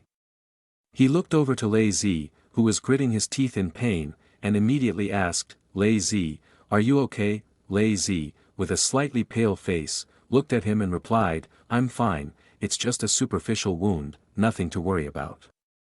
While Fan brother was helping Lei Zi stand up and walk to the medical shop to bandage the wound, on the roof of the house, a figure wrapped in a black cloak was observing. It was the same person who had attacked earlier. Feeling someone watching from above, Fan brother also looked up with a cold gaze, but by then, the mysterious attacker had already disappeared. Meanwhile, at the Jin residence in Tianwu City, the mysterious attacker had returned and knelt down to report the situation. "Homeowners, after my investigation earlier, I found that Yi Fan didn't detect my ambush at all. On the contrary, the leader of Tianwu City noticed something unusual. After that, he quickly caught the dark weapon that I secretly launched, but he was also injured and was taken by Yi Fan for treatment." Hearing these words from the mysterious attacker, the young master of the Jin family couldn't contain his excitement and exclaimed loudly, "Father, didn't I tell you? Yi Fan is just a mortal, he probably only used cultivation pills before, he's not as formidable as people think." Despite hearing this, the elder still couldn't rest assured and asked again, "According to your description, on air, will Yi Fan be protected by Tianyu Palace after this incident?" And Tianyu Palace is an existence that our Jin family cannot provoke. Jin Yang, however, remained unfazed and said, "No matter how close they are, they can't be closer than us and the Chung family. Besides, we were even engaged in the past." Seeing his son's frivolous attitude and still dwelling on such distant prospects, the elder corrected him, "Since Chu Wuyu became the master peak of Tianyu Palace, the Chung family is no longer the same Chung family as before. Young heir, we need to know our limits and not overstep them. What we need most now is to adjust our mindset for the better, to avoid causing trouble and interfering with entities we cannot contend with. That would be the best course of action." Hearing these words, Jin Yang immediately became discontented and asked, "So, should we just overlook him like that?" The elder didn't hesitate to respond, "It's just because your skills are not on par with others. Why bother comparing yourself to others?" As soon as he finished speaking, Jin Yang became so furious that his whole body trembled. His face darkened, his teeth clenched angrily, and he squeezed the fan handle with resentment. His anger overwhelmed him to the point where he couldn't control himself and threw the fan to the ground. Then he snorted coldly and stormed out of the room. Upon returning to his quarters, he vented his anger by slashing a fish and smashing a teacup to pieces on the ground. Jin Yang's rage filled the room as he shouted loudly, "It's just a yuan aim, what's there to be afraid of? What's the Jin family homeowners? Just a cowardly noble clinging to life." At that moment, someone entered the room and advised, "Jin Yang, you should fix your temper." He turned around and suddenly recognized his master, so he called out, An elderly man in white robes with a stern face looked at him and said, "Jin Yang, what's got you so angry? Can you tell your master about it?" Jin Yang then recounted everything without pause. After a while, the old man understood the situation. He stroked his chin thoughtfully and said, "It's related to Tianwu City again." Although he pondered for a moment, he agreed with his disciple, Jin Yen, the head of the homeowners, is getting older. In recent years, his work style has become more and more conservative. He no longer has the imposing demeanor he used to. At this point, Jin Yang also thought of Chu Wuyu and became furious. Does he feel the same way? Feeling encouraged, he continued, "Our Jin family has always been a prominent family on par with the Chung family in Hezhou. Just because Chu Wuyu clung to the high branch of Tianyu Palace, my father bowed down to them without a word. If I were the head of the Jin family, I wouldn't let our family walk this path." Hearing this, his master's face also lit up with excitement. The old man turned away and said, "Well done, having such determination makes you a good disciple. Come with me on a journey." After speaking, he immediately displayed a mystical technique, casting a strange purple light, summoning a large-winged demonic beast outside. He then instructed, "Let's go, disciple." Jin Yang, curious, asked, "Master, where are we going?" Without hesitation, the old man revealed, "To a place where we can obtain supreme power." Transitioning to the Sword Peak forest of Tianyu Palace, 1 month later, a golden paper crane flew to this place. Chu Wuyu, as usual, was practicing swordsmanship in her master peak. Suddenly, the paper crane landed on the tip of her sword, and holding it in her hand, Chu Wuyu remained oblivious to its significance. Upon opening it, she read the message attentively. Though the contents were unknown, Chu Wuyu sighed and then glanced towards the entrance of the master peak. On another side, a golden paper crane also arrived and landed on Yifan's hand. He didn't understand what this thing was and why it suddenly flew into his hand. Ling Er, from behind, recognized the paper crane and approached, saying, "Yi Gij, this is a spirit communication talisman that can transmit messages from very far away." He looked up while holding the paper crane, listening to her advice. After hearing her explanation, he realized the truth. "So this is like the world's telephone." Curious about the unfamiliar term, Ling Er asked, "What is a telephone, Yi Gij?" Suddenly, the paper crane stirred, prompting Fan brother to say, "Is it transmitting, Ling Er?" She nodded in agreement. Then, a voice came from within the paper crane, "Yi Fan, come quickly to save me." A familiar voice that startled and excited him. He recognized it as the voice of the Chung City Lord coming from the paper crane.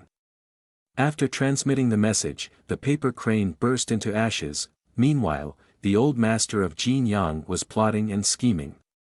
He remarked, "So the guests for the performance have arrived in full." Perhaps these paper cranes were the very things he had fabricated to lure Chu Wu Shuang and Fan brother here. Jin Yang was also present but hidden behind the sunlight, making his face indiscernible. He turned around and said, "Jin family homeowners, let them taste pain," revealing his excitement and cunning demeanor, as if waiting for prey. Meanwhile, in a desolate place with thick spiritual energy in sharp rock formations resembling a large cave, Chu Wuyu was currently struggling in battle. Her aura was fierce as she wielded her sword forward.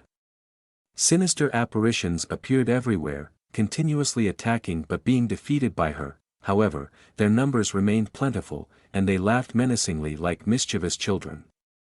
Chu Wuyu whispered to herself, "It's been 7 days, and they still haven't stopped. It seems they can regenerate endlessly." Her face was now exhausted, and sweat dripped down from her brow.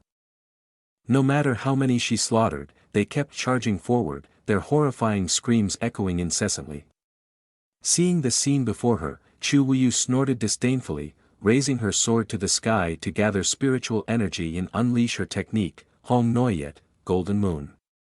A powerful vortex of spiritual force swept away the humanoid figures, tearing them apart into tiny pieces. Yet, another group immediately rushed in. Meanwhile, countless other figures waited on the outskirts, ready to join the fray. Exhausted from exerting too much spiritual energy, Chu Wuyu sustained injuries, her complexion paling significantly, reflecting on the invitation from Jin family a month prior. Chu Wuyu realized it was a scheme. She lowered her sword in frustration. On that day, while practicing swordsmanship, she unexpectedly received a message via paper crane from Jin family. Despite her aversion to banquets, Chu Wuyu couldn't refuse Jin family's invitation due to their ties with Chung family. Upon arrival, finding no one present, she wondered why there was no one there. She then approached and picked up a cup from the table. She discovered that the cup was made of paper. Suddenly, under Chu Wuyu's feet, a bizarre purple magic array appeared, and she realized it was a trap. In her panic, Chu Wuyu was suddenly transported to an unknown place, surrounded by a dark fog as black as ink, with no light in sight. Below the ground, a bony white arm emerged and grabbed Chu Wuyu's leg, terrifying her with its gruesome appearance, while above, countless humanoid figures crazily charged towards her. Meanwhile, not long ago in Tianwu City, the streets were bustling with people as usual. Chu Wu Shuang brought a red box and said, "Senior Yi, I've brought what you need." Yi Fan expressed his gratitude to Chu Wu Shuang for her effort. They opened the box and couldn't help but sweat profusely at what they saw inside, was a red bib that Yi Fan lifted. He rubbed his chin and remarked, "Chung City Lord has good taste. This is indeed a top-notch item." Witnessing this scene, Wu Shuang turned into stone on the spot, kneeling down and saying. Yi Fan looked at Wu Shuang and said, "Sister, Wu Shuang, I'm sorry, sister." Wu Shuang didn't mean to. Hearing this, Wu Shuang wanted to cry and said, "Yi Senior, isn't there any other way to find sister? Why do we have to resort to this?" Of course, there were other ways, but Yi Fan had to carefully consider them. He knew that if he used divine sight to find Chung City Lord, the little demon could easily take his life with a single stab of the knife, making all their efforts in vain. In Yi Fan's thoughts, there was always the shadow of the Loli system ready to give him a hot item. Yi Fan placed the bib on the floor and said, "First, let's try this and see if we can find her this way." Then, he placed his hand on the cloak, emitting a probing spiritual power. As I explained to you, the closer the clothes are, the easier it is to track the location and information of Chung City Lord. "It's like this," he said, realizing the effectiveness of the bib. A purple tracking light flew from Tianwu City to a certain mountain. The tracking light penetrated through the layer of rock and soil, advancing deeper inside, revealing the scene of the humanoid figures. Upon witnessing this, Yi Fan panicked and exclaimed, "What is this?" Seeing Yi Fan's horrified expression, Wu Shuang immediately asked, "Yi Senior, have you found my sister?" "Where is she now?" Despite Wu Shuang's inquiries, Yi Fan remained in a daze for a while. Sensing his distress, she tried to snap him out of it. Yi Fan then approached the bookshelf and said, "Based on the location I sensed, she might be in the southwest direction, right here." Yi Fan took out a map and began to pinpoint Chu Wuyu's location. According to the map, the area was a high mountain range called Miasma Valley. Armed with this information, Chu Wu Shuang drew her sword and said, "Yi Senior, let's head there." Yi Fan, excitedly agreeing, said, "All right." Chu Miss lead the way. His mouth spoke and his hands hugged her. This action made Chu Wu Shuang shyly blush, but she didn't refuse and agreed to accompany him. After a while on the road, the two of them were still trekking towards the mountain range. After landing and walking for a while, Yi Fan felt a chill in the air. This place looked like something out of a horror movie. Was there really nothing wrong here? While they were talking, two figures with crimson eyes and sharp teeth appeared behind them, laughing like crying children in the echoing night. Wu Shuang and Yi Fan were both shocked by the sight. Seeing this, Yi Fan quickly rushed forward to stop them. "Wu Shuang, be careful, these are incredibly eerie," he warned, but before he could finish, the two figures were engulfed in a blue flame and turned into smoke. The person who appeared at this moment was Chu Wuyu. She had successfully escaped from that eerie cave, but she was still injured and unsteady on her feet. "Are you two all right?" she asked, seeing Chu Wuyu. Wu Shuang immediately called out to her sister in concern. Chu Wuyu asked, "Ye gentlemen, why have you two come here?" Yi Fan replied, "We received a distress message from you, so we came." Hearing this, Chu Wuyu was startled. "How is that possible? Even though it's dangerous this time, I didn't send any message to ye gentlemen," she said. Upon hearing this response, Wu Shuang and Yi brother were extremely shocked and exclaimed, "What? That's all for now, see you in the next episode." Hello everyone, I'm Lucy. Welcome to the next episode of this series. In Miasma Valley, amidst the starry night sky, lies a scene of fierce battle. A mannequin is decisively cleaved in half. The two sisters Chu Wu Shuang continuously wield their swords to dispatch the humanoid figures. Meanwhile, Yi Fan is poking the severed figures with a stick. He analyzes them with a pensive expression. After Wu Shuang and Wu Yu finish off the first straw man, Wu Yu advances and says, "If I'm not mistaken, these paper figures are likely the handiwork of the Kim family." Wu Yu then thrusts her sword into one of the figures and continues, "These paper puppets exude a sinister aura." Upon hearing Wu Yu's words, Yi Fan considers that thoughts. He says, "Could it be that the Kim family is colluding with some dark sect, but which sect holds a grudge against us and Chu City Lord?" At this point, Wu Yu startles as she realizes something and says, "It could be." Fan brother also grasps Wu Yu's implication and exclaims, "Corpse-carrying sect." Wu Shuang, standing guard outside, hastily informs, "Sister, Yi Senior, the paper puppets are advancing again." When they discuss their situation, they hear Wu Shuang's warning and turn to see the relentless advance of the humanoid figures. That makes Wu Yu infuriated and curses, "Damn it, will they ever stop?" Switching scenes, elsewhere, a crystal ball reflects the image of Yi Fan's group, their image of three people currently besieged by the eerie humanoid figures. The dark-clad guy chuckles with satisfaction at the sight before him. In this gloomy chamber not only have a person, on the left is elder of the corpse-carrying sect, and a group of elders from the Kim family on the right. The dark-clad guy sitting opposite is Jin Yang of the Kim family, this guy none other than the leader of the corpse-carrying sect. He says, "The three of them have finally arrived." A sinister-looking woman with around a purple snake coiled speaks up, "Perhaps be ensnared by these creatures, it seems that is all Chu Wu you have."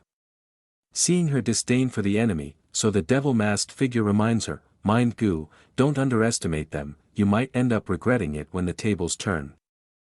Hearing his reminder, the woman shows some discomfort, though the dark-clad leader then adds, "Indeed, even though we hold the winning cards, it's better to proceed with caution." He then points towards Jin Yang and continues says, "As this instance, our alliance with the Kim family, ensures that even the pretenders of the imperial court will find it hard to escape, so we can rest assured." Hearing the multi-level words of the leader of the corpse-carrying sect, Jin Yang's cold face carries a hint of satisfaction as he replies, "It's also thanks to the guidance of the leader that we can cooperate. Once Tianyu Palace is destroyed, the treasures from the Emperor's place will be ours." On the other side, the elders of the Kim family show a bit unsightly face. A woman push momentum, her gaze sharp. One of the elders of the corpse-carrying sect speaks up, but it seems this senior doesn't seem very keen on cooperation. Upon hearing this, the elder immediately rushes forward, shouting loudly, "What nonsense are you talking about? I'll smack you right now. We are the elders of the Kim family, of course, we must serve the homeowners, regardless of who they are." The other elders of the corpse-carrying sect scoffed coldly upon hearing the elder's words. Then, the masked figure immediately kneels down and produces a terrifying aura-coated centipede, saying, "Then swallow this, to prove your loyalty." His action prompts the elders of the Kim family to stand up and question, "What are you trying to achieve by doing this?" She turns to Jin Yang and says, "Homeowners of the corpse-carrying sect, this is stepping out of line, they are trying to assert dominance over our Kim family." However, the fact makes they are taken aback to see Jin Yang's different attitude. He fans himself casually, glances with a smirk, and says, "I find Ren Elder's words quite reasonable." His words send shivers down their spines. with no other option, so the three of them reluctantly swallow the repulsive centipede. Mind Gu, seeing three of them comply, sneers mockingly, "If there is a strange mind in other places, then the goo worms in your body will not be vegetarian." Though infuriated, the three of them have no other choice. Only feeling helpless and complying with their arrangement, Master Su of Jin Yang gestures from behind, saying, "All right, elders, if we don't settle this, the two homeowners will lose their patience." Then the leader of the corpse-carrying sect speaks up, instructing, "Ren Yi, Mind Gu, along with the Kim family, Yu Hua elder, and Jin Ming elder, head to Miasma Valley." Two of his subordinates rise respectfully, responding, "Yes, master." On the other side, after swallowing the centipede, the elders of the Kim family obediently respond, "Yes." Suddenly, the atmosphere in the hall becomes surreal, and the space begins to fluctuate. Switching scenes, in Miasma Valley, a crack appears. Opening a space, the boundary enclosing Miasma Valley breaks apart, clearly visible. Seeing this, Yi Fan panics and asks, "What's happening to the barrier?" Wu Yu warns, "Everyone, be careful. This is the tactic they used against us before." Down on the ground, purple-hued skeletons emerge, emitting a sinister aura as they crawl forth. Suddenly, a voice echoes, causing the three to look up, "Is that all the heavenly master of Tianyu Palace Chu Wushuang is?" Wu sect master indeed mistook the person, haha. Hearing the voice echoes from afar, provoking both of them to angrily shout in unison, "Who's there? Show yourself." Subsequently, the elder of the corpse-carrying sect, along with the two Kim family elders, appears. They stride forward with disdainful expressions. Mind Gu says, "It seems we don't need to intervene. These poisoned individuals might just bite you to death." She even makes a disgusted face, licking her lips as if she's seen something delicious, adding, "By then, you'll be nothing but toys and slaves to me, haha." That statement turns out to be her final defiance, as at that moment, her head had already been shattered. And it couldn't get any more broken. The one who decisively and coldly took action was Yi Fan, delivering a blow to her head because her mouth had talked too much. Then Fan brother immediately unleashed his formidable aura and interrogated, "If you have time to gossip and bicker like this, why not ponder how you'll meet your end soon?" Fan brother's eyes were filled with malice as he looked up, questioning once again, "Do you see if what I said is correct?" Seeing him dispatch one of them with a single blow, Chu Wuyu couldn't help but sweat profusely, silently admitting to herself, "He's even stronger than I imagined."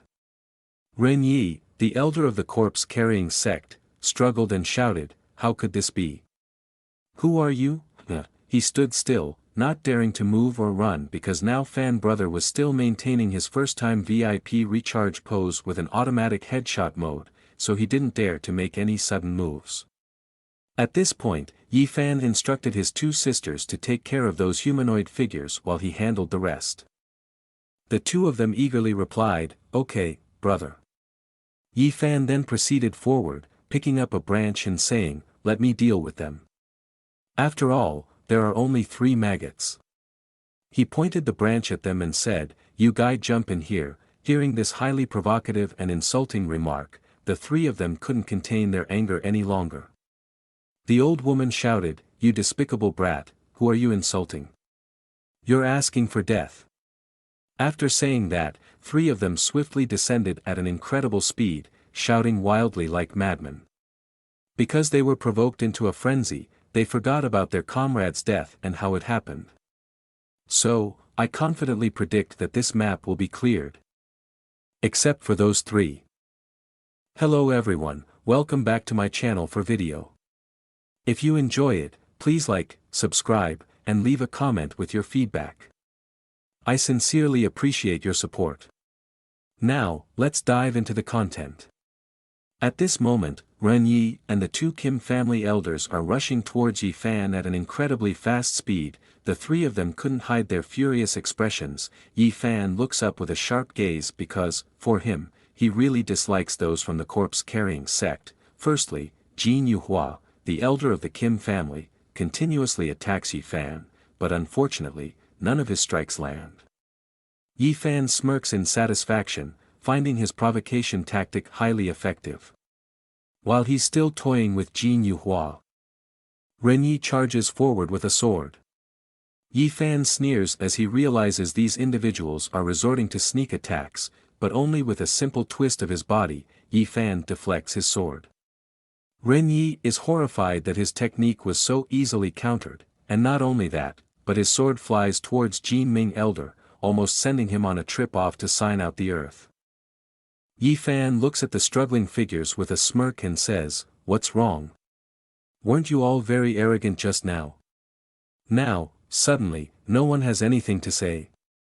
Just at the beginning, the three of them are already wounded, making everyone feel this round isn't going smoothly, leaving them standing still and silent. Fan brother see no response, so he decides to provoke. Seems like those called strong is just that, are nothing more than that, no different from street thugs.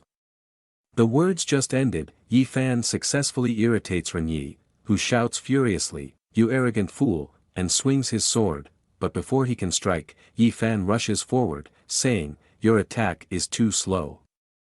He then grabs Ren Ye's arm and lifts it, causing him to panic and looked at him warily, while Yi Fan prepares to teach him a lesson. Just before that, he kicks Ren Yi outwards, while him falls to the ground. Yi Fan prepares to deliver a decisive blow with his sword, shouting the word slash, and suddenly the thunderous aura of the sword appeared. The powerful sword energy directly hits, causing a huge explosion. Before bidding farewell, Ren Yi is extremely surprised because the swordmanship was always incomprehensible. Yi Fan struck it out so easily. In the end, he doesn't even know who Yi Fan is. Why is there such a horrible existence in this damn place? A large explosion and billowing smoke obscure a section of the forest. Seeing this from behind, Chu Wuyu sweats nervously. She suspects that Yi Fan's strength is definitely not limited to what they see. His mastery and proficiency suggest a divine level of power. A long trench is formed by his sword energy. Jin Yuhua right now is bleeding profusely as she's caught in a part of Yi Fan's sword chi. At this time, she trembles in fear, sweat pouring down her forehead. She just couldn't dodge in time and slightly touched the sword chi and ended up in this situation. This power is no weaker than that of a deity. Looking at Jin Ming's body, she says, "I might consider myself lucky to survive." Unfortunately, Jin Ming was unlucky, dying right within the range covered by the sword chi. She realized she couldn't stay there any longer and decided to flee. But life isn't as dreamy as one wishes. As that thought emerged, the two swords of the Chu sisters were pressed against her neck. "Try running to see if my sword is faster or if you can run faster." Then Wu Yu loudly exclaimed, "Jin Yuhua, I ask you, where is Wu Jie? If you answer my question, I will spare your life. If not, this day every year will be your Memorial Day." She panicked, her face turning pale, fear evident on her features. With no other choice but to say it, she was about to speak up, but before she could utter a word, she was bitten by a venomous insect on her neck. The poison spread throughout her body. Moments later, she was swiftly digested, dying on the spot. Witnessing this scene, Wu Yu couldn't help but feel horrified by the ruthless tactics of the corpse-carrying sect. Transition scene to the stronghold of the corpse-carrying sect. The sect master smirked, rubbing his chin in amusement gleefully. "This guy Yi Fan is indeed quite a troublesome character. Even with my current cultivation, I can't easily defeat two Yuaning stage cultivators like that." Then he said to Jin Yang, "Homeowner Kim family, you really have provoked a very powerful figure." Hearing this, Jin Yang panicked and justified himself, "Master Wu, at that time this person concealed his true strength. He's much stronger than I anticipated." As for the master, didn't care much about his excuses and said, "In that case, Kim family head, you must quickly break through to the divinity stage. Collect more spiritual energy and lives. Ultimately, trample Yi Fan underfoot. You must remember that every sacrifice is worth it." After saying this, he left, and his two subordinates respectfully escorted him away. Jin Yang's face darkened, unable to say anything more. While he was still unsure of what to do, another elder slammed the table in anger, saying, "Our Kim family branch has been sacrificed completely, along with the old homeowners. If you continue to follow that Wu Jie, our Kim family will have no one left." The old man stood there and offered all his advice, but he remained silent. A moment later, he raised his cold demeanor and said, "So what if I ascend to the divine and saintly realm? Do you think Kim family can still resist? Kim man elder, you quickly prepare for the blood sacrifice, otherwise even you will offer the blood sacrifice." These words filled the elder with fear, as he hadn't imagined this person could be so insane. Reluctantly, he complied. Meanwhile, Yi Fan's group was flying back on their swords through the lush mountains. Yi Fan took this opportunity to check the system and indeed found that his lifespan had decreased. Looking at the information panel, he remembered the Loli system, which he likened to a little demon girl. He thought to himself. In times like this, isn't she supposed to come out and mock me? Without her, it's true that it's a bit unsuitable. Suddenly, he felt something was wrong and his face twisted in discomfort. No way, why am I having these thoughts? Am I someone who enjoys being mistreated? No, that's not it, it can't be.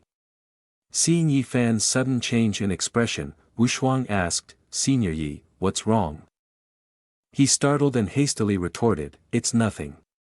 Watching from behind, Wu Yu thought, though Senior Ye's strength is profound and unpredictable, he's not the arrogant type that people dislike.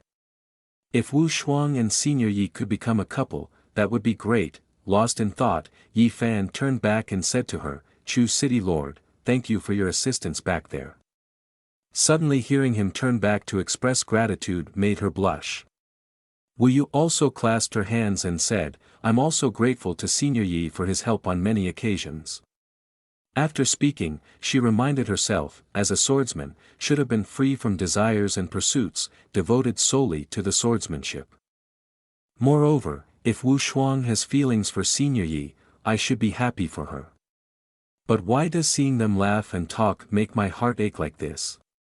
She placed her hand over her heart, pondering why her emotions were in turmoil. The two streams of brilliance from Fan Brothers' group swiftly flew across the starry sky, and beside it seemed like a bloody moon up to the sky. This is the end of the story. See you in the next episode. Hello everyone, it's me, Lucy again. After leaving the plotting room with the Jean family, the dark-clad master of the corpse-carrying sect returned to his main hall. At that moment, his sweet and tender sister was massaging his legs, while Master Jean Yang stood by eagerly watching. The purple-haired girl with 3 perfect rounds is engrossed in her work but couldn't help but sneer constantly. At this time, the sect master Wu Jie spoke up, "Dang Feng, how did Jean Yang fare?" Upon hearing the sect master's inquiry, Dang Feng respectfully replied, "Yes, the sect master. Jean Yang has sacrificed over 100 members of the Jean family." The scene was horrifying and merciless. Dang Feng continued. His realm has now broken through to Yuaning, reaching the divinity stage, but he may have lost his rationality and turned into a monster. The girl with purple hair has the ghostly face spoke, narrows her eyes and says, "Wouldn't turning into an unconscious monster be better?" "Is that right, master?" The sect master sneered and said, "Indeed, it wasn't in vain that I entrusted you, Dang Feng, to deal with Jean Yang. I didn't expect him to be so foolish." With just a little manipulation, he obediently offered up the entire Jean family. Thanks to him, our entire plan went smoothly.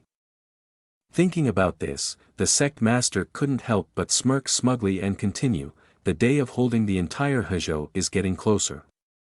Switching scenes, deep within the Miasma Valley, Yi Fan's group was advancing into this area. However, the scene was extremely terrifying, thick blood aura enveloping the place, creating a chilling and eerie atmosphere. Surrounding the area, white bones piled up, scattered everywhere. Not knowing how many creatures had died here, Wu Shuang couldn't bear it and covered her mouth, saying, "The aura is so dreadful. I didn't expect the corpse-carrying sect to build in such a place." As all 3 entered, they all felt extremely uncomfortable with this sinister and blood-filled place. Yi Fan also spoke up, "No wonder the people of the corpse-carrying sect are all lunatics. Only those with serious mental issues can survive in such a place. Suddenly, a pile of white bones behind Wu Yu moved strangely. Sensing something abnormal, Wu Yu sensitively detected an anomaly, immediately turned around and shouted, "Who is it?" After not seeing anyone, she immediately warned Yi Fan, "Yi Senior, Wu Shuang, be careful, they might attack sneakily." After a while, the three stumbled upon a severed head lying on the ground, adding to the eerie scene. Wu Yu immediately recognized it as the head of the elder Jin family. Yi Fan, witnessing this scene, was puzzled about what had happened. Wu Shuang, frightened, asked, "Who could have done this?" Yi Fan, with a furrowed brow and sweating profusely, couldn't understand, why would the corpse-carrying sect and Jin family massacre each other, aren't they on the same side? Sensing something amiss, Wu Yu turned back to Yi Fan and said, "Yi Senior, please investigate this place." Hearing this, Yi Fan nodded in agreement. He then deployed his divine sight to launch a powerful spiritual perception around them. From the depths of his mind, Yi Fan opened a golden eye, unleashing a powerful spiritual perception. Then he shouted, "Expand the range of spiritual perception covering this area." Soon after, he spotted someone approaching them. Upon closer inspection, this figure appeared very peculiar, with crimson eyes, a face distorted beyond recognition, and sharp fangs resembling those of a demonic creature. Witnessing this scene, Yi Fan exclaimed in horror, "It's a monster." As he finished speaking, Jin Yang had already approached. Wu Shuang sensed the danger and warned everyone to be cautious. Observing his aura emanating with intense dread, carrying a heavy deathly qi, as he approached closer, Wu Shuang also realized that he was Jin Yang, identifiable by his clothing. The resentment enveloping him was so thick that it seemed palpable. Sensing his prey, he swiftly darted towards Wu Shuang. Wu Yu quickly leaped forward to confront him. Their clash, between his sharp claws and Wu Yu's sword, echoed with thunderous sounds, causing intense shockwaves that reverberated throughout. He chuckled sinisterly amidst the dense miasma valley, makes the thick air adding to the chilling atmosphere. At this moment, Wu Yu's expression was extremely unsightly and fearful. Because one strike from him had shattered her sword, be afraid his strength has far surpassed Wu Yu. Without giving Wu Yu time to react, he rushed forward and howled like crazy. Seeing this, Yi Fan finally leaped out, delivering a swift kick to his face. "What are you screaming about here? Get lost!" Despite taking the full force of Yi Fan's blow, he was only pushed back, showing no signs of being deterred.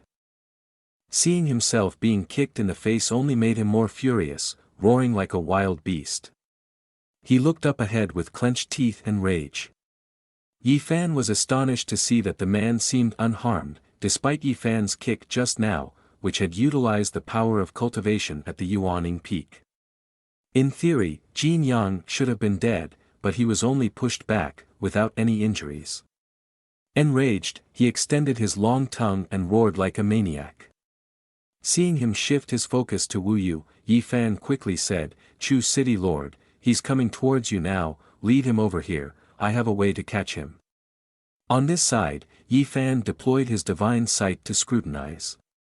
When examining Jin Yang's body, he only discovered that his essence was only soul and space. Yi Fan couldn't understand how he had transformed into this form. He then rushed towards Yi Fan's position, intending to pounce on his prey. Seeing this, Yi Fan said, "You're quite ferocious yourself." Yi Fan raised his hand, and from the void emerged threads of blue, forming a whip. He said, "When training a pet, you must use the whip to discipline them. You can't escape even if you run." When he was attacked by the whip, he felt uncomfortable and angry and grimaced. Immediately, the threads of blue whip wrapped around him, restraining his movements. After successfully capturing him, Yi Fan asked Chu Wu Yu, "Chu City Lord, Jin Yang's current state as a monster, along with this cultivation, is very unusual. There's something strange about him everywhere. Do you know why?" Wu Yu looked over, also puzzled by the situation. She then suggested taking him to Tianyu Palace for the headmaster to investigate, saying, perhaps he will know what's going on. Wu Yu turned to Wu Shuang and said, let's use divine weapons to capture him and wait to return to Tianyu Palace.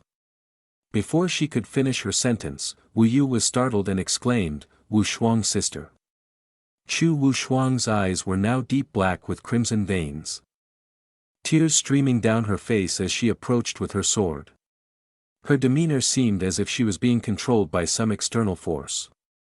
Standing behind her was the girl with purple hair, next to the corpse-carrying sex leader Wu Jia, who grinned gleefully and remarked, sisters turning against each other, truly a beautiful scene. Yi Fan was also terrified to see this and exclaimed loudly. The girl stood close and hugged Wu Shuang, asks, are you right, sister Wu Shuang? Wu Shuang. At this moment, Wu Shuang seemed like a puppet manipulated by someone else. Seeing this, Wu Yu became extremely worried about her little sister. The story ends here, and I'll see you in the next episode. If you enjoyed it, please support me with one subscribe and one like. Thank you very much. Hello everyone, it's me, Lucy again, and let's move on to the next episode. At this point, that girl keeps holding on to Wu Shuang, and above all, her aura seems to be there and yet not there, her sinister gaze as she speaks, truly a beautiful scene. After seeing her, Wu Yu also recognizes who she is and angrily exclaims, Si Meng of the corpse-carrying sect. Wu Yu rushed forward and swung her sword towards her, saying, release my little sister. Si Meng gradually dissipated within a purplish aura and replied, this worthless sword technique cannot harm me. Pitiful mice struggling to escape. As soon as she finished speaking, she disappeared, creating a swirling vortex of spiritual energy around Yi Fan and Wu Yu. Seeing this, the two became extremely angry but couldn't do anything. Before them now stood a towering giant gate, and Yi Fan exclaimed, no, we've fallen into a trap. After the dense layer of spiritual energy like a dream dispersed, the two of them found themselves standing in a different place. The master of the corpse-carrying sect looked down from above and laughed loudly, haha, look around. You're standing right in the main hall of my corpse-carrying sect. He raised his hand and said, welcome, esteemed guests from afar. I wonder if you are satisfied with my hospitality. Wu Yu, furious, pointed her sword at him and said, Wu Jia, return Wu Shuang to me, and Tianyu Palace will spare your life. Faced with her threat, he was not afraid but sent his subordinates to attack, Chu City Lord, such bold words. Before threatening me, take a look at your own situation, he retorted.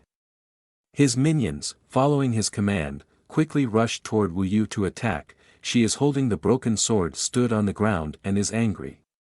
Just then, Yi Fan stepped forward, placing his hand on Wu Yu's shoulder and saying, Wu Yu, step back. She glanced back and saw him. Calling out, Yi Senior. Yi Fan then took the broken sword from Wu Yu's hand and standing in front of the approaching blanket-covered assassins, Yi Fan spoke, just leave it to me. Yi Fan was angry and used his billions of years of cultivation to get excited. The fragments of the sword also followed his spiritual energy to mend it. Yi Fan casually swept across them, leaving them dumbfounded. He closed his eyes, holding the sword with an icy detachment. When he opened his eyes, they paid the price with countless sword wounds on their bodies. The remaining ones, seeing this, retreated in fear, continuously exclaiming, what kind of monster is this? We can't even fight back. At this moment, Si Meng's hand emitted pink spiritual energy, and she smirked with satisfaction, saying, go, my slaves. As she finished speaking, those strands of spiritual energy rushed out and entered the bodies of her subordinates. Standing before them was Yi Fan, advancing closer with his sword in hand. The subordinates, possessed by the spiritual energy, went berserk and screamed uncontrollably. They were ferocious and rushed forward like a walking corpse, because they kept blocking it for too long. Yi Fan quickly moved in to deal with them swiftly. The leaders among them couldn't withstand a single strike and perished along with the rest of the group. After that, Yi Fan immediately rushed towards Si Meng to attack her.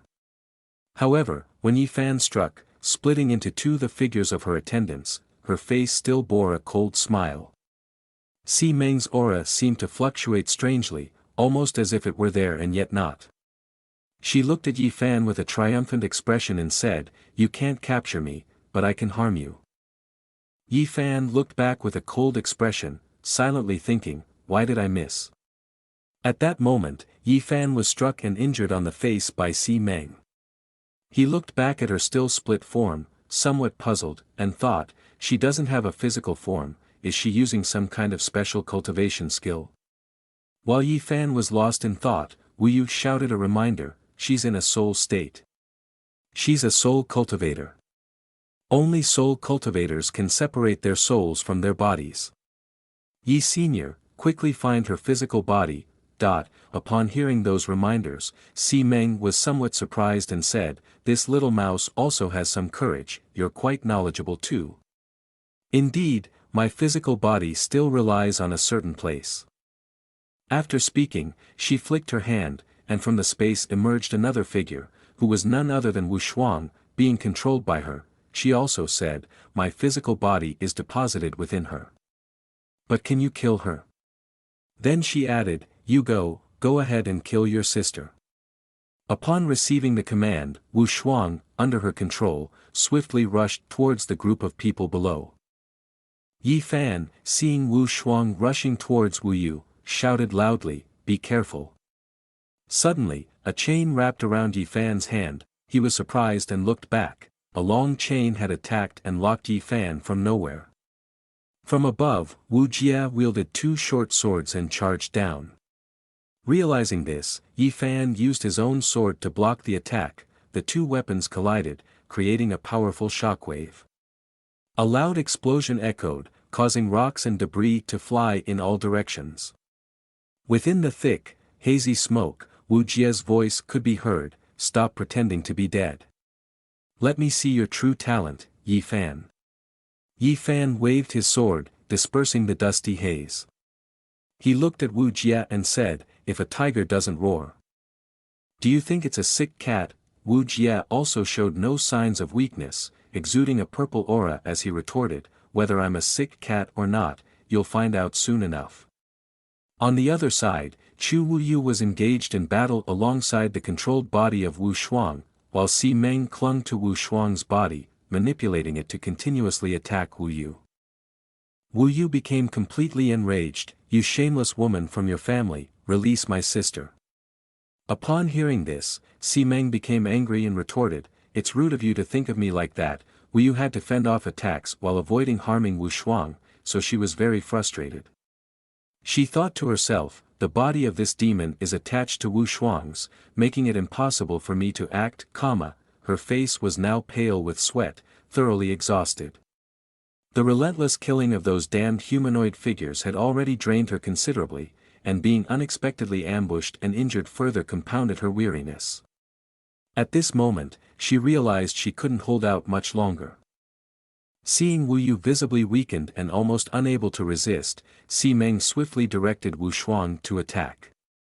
With no strength left to resist, Wu Yu was beaten back. She planted her sword on the ground, panting heavily.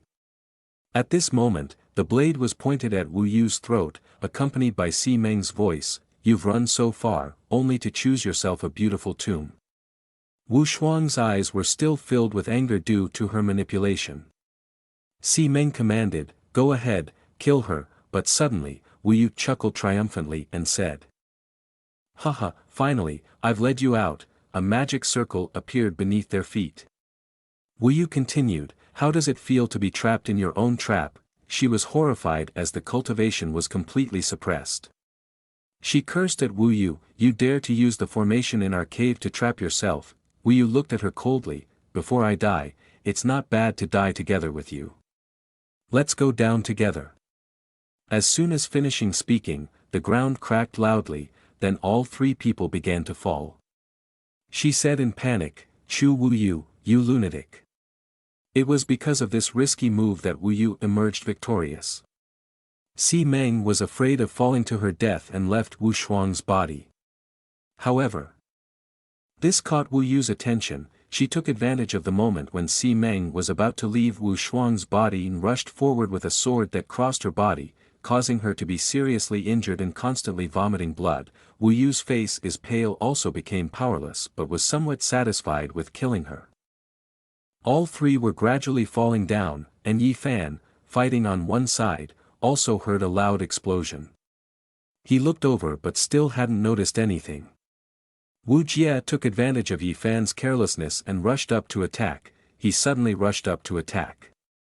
He aimed his sword at Yi Fan and said, "While you're fighting with me, you still dare to be distracted. Now there's only two of us left, let's have a quick fight." At this moment, the leader Wu Jie eagerly rushed forward to attack Yi Fan. He swiftly dodged his strikes. Just like that, on both sides continuously, you slash, I dodge, you dodge, I dodge. Yi Fan realized that if this continued, you will only become more and more passive, which will not benefit you at all. After having this thought, Yi Fan immediately opened the system interface to find a solution. If you don't open it, it's fine. Once opening it, it suddenly is startled. He suddenly felt shocked and thought, what on earth is this? Why is the lifespan reduced so drastically? Looking at the system interface in his hand, Yi Fan felt like banging his head against his knee and dying. His face turned dark, and sweat poured down like rain, as something like that kept racing down. While the fire was boiling on the edge of the abyss, our system baby Loli appeared.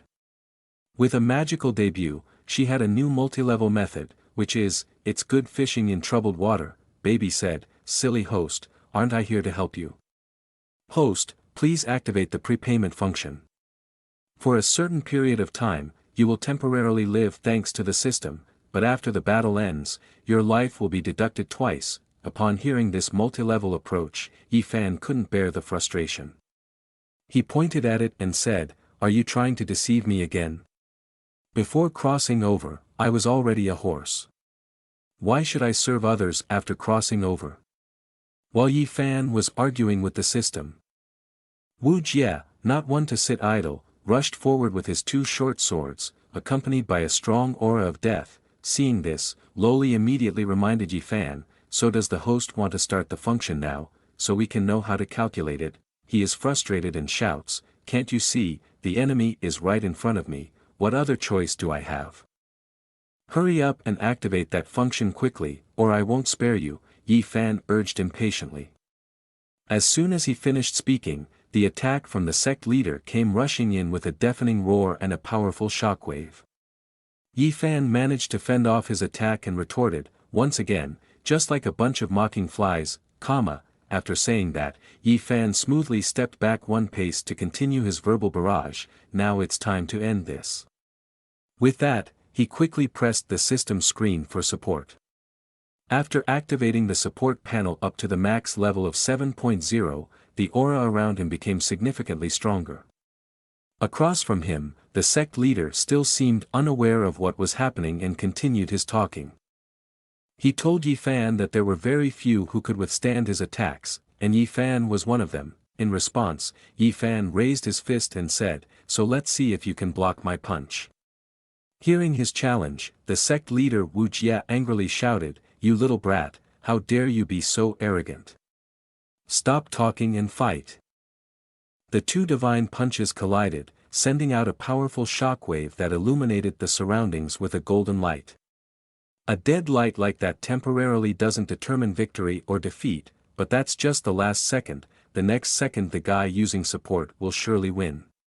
Being weaker, Wu Jie was knocked back, crying out in pain.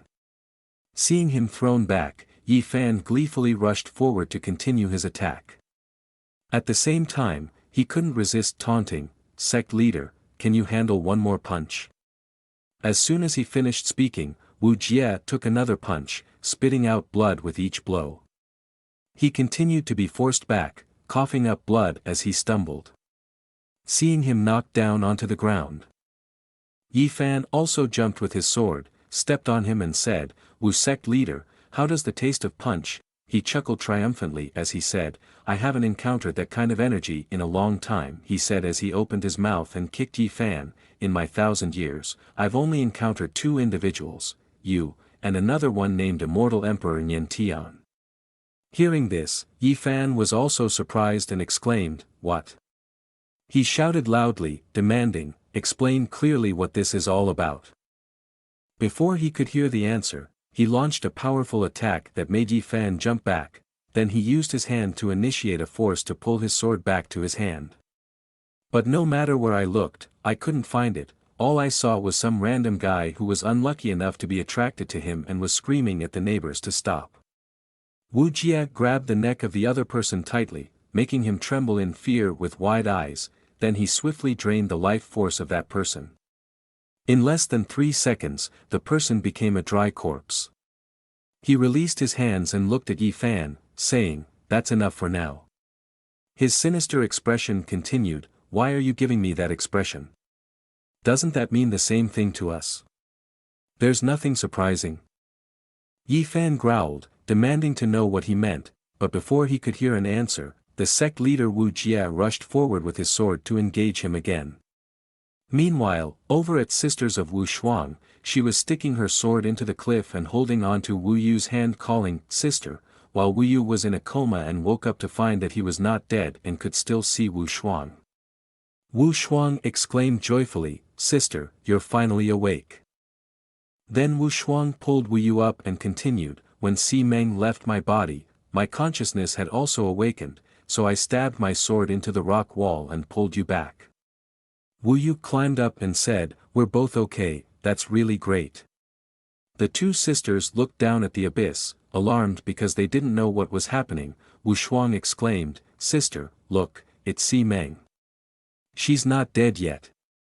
Si Meng was surrounded by a swarm of glowing butterflies lifting her body. Observing the direction the butterflies were flying, Wu Yu speculated that she might be heading towards Yi Senior's location. Seeing Wu Yu struggling to stand up, Wu Shuang expressed concern, saying, Sister, don't force yourself too much. Wu Yu also used the remaining bit of her spiritual energy to create a paper messenger bird. After transmitting the news into it, Wu Yu said, All right, now that things have come to this point, all we can do is hope that the sect master will quickly rush over here. After speaking, she released the paper messenger bird, thinking, Yi Senior, please don't let anything happen. On this side, Yi Fan was suppressing Wu Jia to not breathe.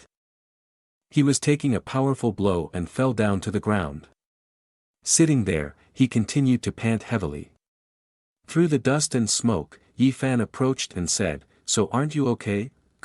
Despite being thoroughly beaten, Wu Jia remained optimistic and chuckled, saying, You have good skills, it's worthy of you. That guy was the same thousands of years ago. The appearance of the immortal Emperor Nyen Tian was just like you. His demeanor was imposing, standing tall amidst the wind. Wu Jia struggled to rise and expressed his opinion, but I've been here for 1,000 years, it's not like there hasn't been any progress. As soon as he spoke, Yi Fan noticed something strange. Suddenly, a lot of butterflies appeared out of nowhere, surrounding Yi Fan, illuminating the area. Seeing this scene, Yi Fan was also astonished and didn't understand what was happening. And that's the end of the story. See you in the next episode.